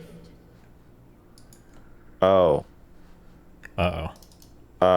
Shaylin asked me if I'm a successful streamer, when are we gonna get a maid? And I said I'll ask Steven. I was like Steven they have to have someone clean their house. No, I feel like that's you don't. No, most streamers do. What? Most streamers do, but I don't. But not you. See, I don't want someone to clean my house. Is it? Do you feel like weird about it, or you just don't want someone in your house? I think we can keep up. I'd rather get somebody to fucking cook food for me. That's the one thing I'm hoping to get this year. Yeah. Because I think getting real meals is probably way better for. It is way better for you than ordering DoorDash and all that shit and all that. Sandwiches. Well, sandwiches are even way better than, or because the temptation is to start ordering food. Yeah. Okay. Would you ever actually hire a personal chef? Absolutely. I want to this year. That's like a goal. I would pay money for that. Yeah. Not like something ultra fancy, just somebody to come and like make food every day would be sick. So you feel like cleaning is not a chore? I'm a very minimalistic person. I don't make very many messes. Like I'm a pretty clean. I don't like shit all over or pee all over my toilet or like any dumb shit like that. So I just don't really feel the need. Like the biggest messes we've had recently are just all the boxes from like IKEA and everything. So. Yeah. Shaylin when she uses a paper towel, she'll just fold it up and leave it on the counter. That's pretty bad of Shaylin. She should be pretty ashamed of herself. I think she will be, now that you said that. Good. Okay, well, that was my only other question, I think. Okay. Anything else you want to discuss? No, I don't think so. Did you settle on a stream time or a weekly thing you wanted to do, or a bi-weekly thing? Yeah, so weekly I'm going to do advice and confessions with MrGirl, and that's going to be Sundays. Tomorrow it's going to be at 5 Pacific, but I think I'm going to move it to whatever you suggested I move it to. I think it was I can't remember. Whatever I think you works. said I think you said 3 Eastern. So what is 8 Pacific is what it is tomorrow, but normally it will be 8 Eastern. But the following week, I think I'm going to move it to 3 Eastern. Wow. Okay. That was confusing. Yeah, I'm going to do the weekly show, people calling in and asking for advice and just talk. I think having intimate conversations, because I think if every single stream I'm on is me saying some shit about, Cuties or... Yeah, like, I don't want my own Twitch channel to just be that. For sure. And I think that I'm good at listening. And there isn't much of an opportunity to do that in those other more heated discussions. Do you feel like you have a good perspective from which you can give advice to other people? Do you ever worry about that? No. Okay, that's fair. I worry about it in a sense that, like, I think everyone has a very limited perspective colored by their own problems. And I think that being as open about why I believe what I believe and my own personal experiences and, like, the ways in which my mind is, like, shaped or twisted, I think that's the best thing you can do. Whereas, like, Jack Murphy, if you knew everything about his past and then read his self-help books, if that was in there, or whatever he does, his program, I guess, that would all be part of the package, and you could make an informed decision of, like, do I want to? And I think that's why people feel so. Right? Yeah, that's why people feel so violated by it, because it's like, well, if you told me all this shit, then you might have been successful still, but you would have a wholly different crowd following you. And so I think self-disclosure and transparency, to the extent that it's possible, and, like, the amount of intimacy I want to have with my audience, which is pretty high, at least, on my end of what I'll disclose, I think that mitigates the problem of maybe I'm just saying this because of my weird perspective. If they know the way in which it is weird, then they can kind of... Basically, you're saying, like, you know what you're signing up for. Yeah, exactly. Like, if you want your life to end up anything like mine... Okay. Then you can go ahead and do this, but I'm going to be clear with you about what that looks like. Okay. Whereas Jack Murphy was not clear about what you would be signing up for if you went along his path. Gotcha. I don't like the dunking on Jack Murphy. I'm not trying to, like, make fun of him or anything, but the ask, like, what the fuck is Jack Murphy? I actually have no idea. Oh, he is this big self-help dude who just got outed as doing a bunch of, like, homemade porn with his wife, and writing, like, articles about how he likes his girlfriend to get cucked and or cucked by other guys, and just, like, stuff that, like, super contradicts his, like, masculinity training. Oh, okay. Because none of that sounded that bad, but now that sounds kind of bad. Okay. Yeah. It's the Tim Pool sidekick with the big beard. Gotcha. Okay. Yeah, the bad part is the contradiction. I think that's... Yeah. So not the license... I understand, yeah. Right. So, yeah, why, are you worried that I shouldn't be giving advice? No, I was just curious. Do you think I should be giving advice? Do you think people should be taking advice from me? What's your advice about taking advice from me? I don't know. I've never heard you give advice to anybody, so it's hard for me to say. Okay. Well... If you want some advice, you're welcome to call in. Gotcha. I'll think about it, okay? Okay. All right. Well, thanks for having me. Is that anything else? No, I think think that's good. Okay. Yeah. Anything else? You okay? Yeah, I'm okay. I'm okay if you're okay. Okay. Yeah, I'm okay. All right. What's your next scheduled? Like video? No, debate, conversation. Oh. Let me check my calendar. Oh, are I'm you playing using Call of Duty with Lauren Southern on Monday. Nice. Did she reach out to you? Or did you reach out to her? I reached out to her. I was like, I don't know if she's gonna respond, but then she was following me on Twitter, and I was like, oh, well, then she'll actually get my message. So I reached out to her. She responded. My next scheduled debate was Rem today, but I canceled. I saw that. Oh, you got pretty ass mad about him going over your debate. I got mad about him saying he didn't want to debate and then titling the stream "Debate with MrGirl." And I got mad about him saying he wanted to have a ethics discussion about pedophilia, and then making it clear in his stream that actually he was going to confront me about a bunch of shit on consent. And then I'm like, that's not at all what you said you wanted to talk about. And I explicitly asked you, are you mad at me, and what do you want to talk about? And he lied about both. Gotcha. Or that when it changed, he did not inform me, I guess is the more charitable way to say it. But yeah, I'm tired of ambushes, because it makes for boring, repetitive content. Okay. That's fair. Wicked Supreme, Tuesday. He's a really cool dude. You'll have a good time with him. Okay, yeah, that's my sense. Rhizome, Friday. Don't know who that guy is. Man, you're really just making the rounds. Yeah. And then on Stardust's panel next Saturday. That's all I've got so far. Okay. Yeah. Gotcha. Damn. Well, sounds like fun. It's pretty tiring, but yeah, I guess. Yeah. What's your next planned video going to be over? It's going to be an introspective review of the game Cookie Clicker. Really? Yeah. I look forward to that. I was addicted to that game for a while. Me too. Okay. I think that this is going to speak to you. Actually, I kind of wanted to use a couple clips of you in it, if you... Playing the game, okay. Or...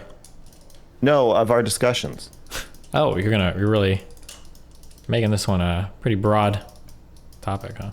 Oh, no. It's very focused. It just concerns you directly. Okay, interesting. Yeah, whatever you want. Knock yourself out. I intend to. All right. Well, I'll see you soon. Yeah, have fun. Be careful, okay?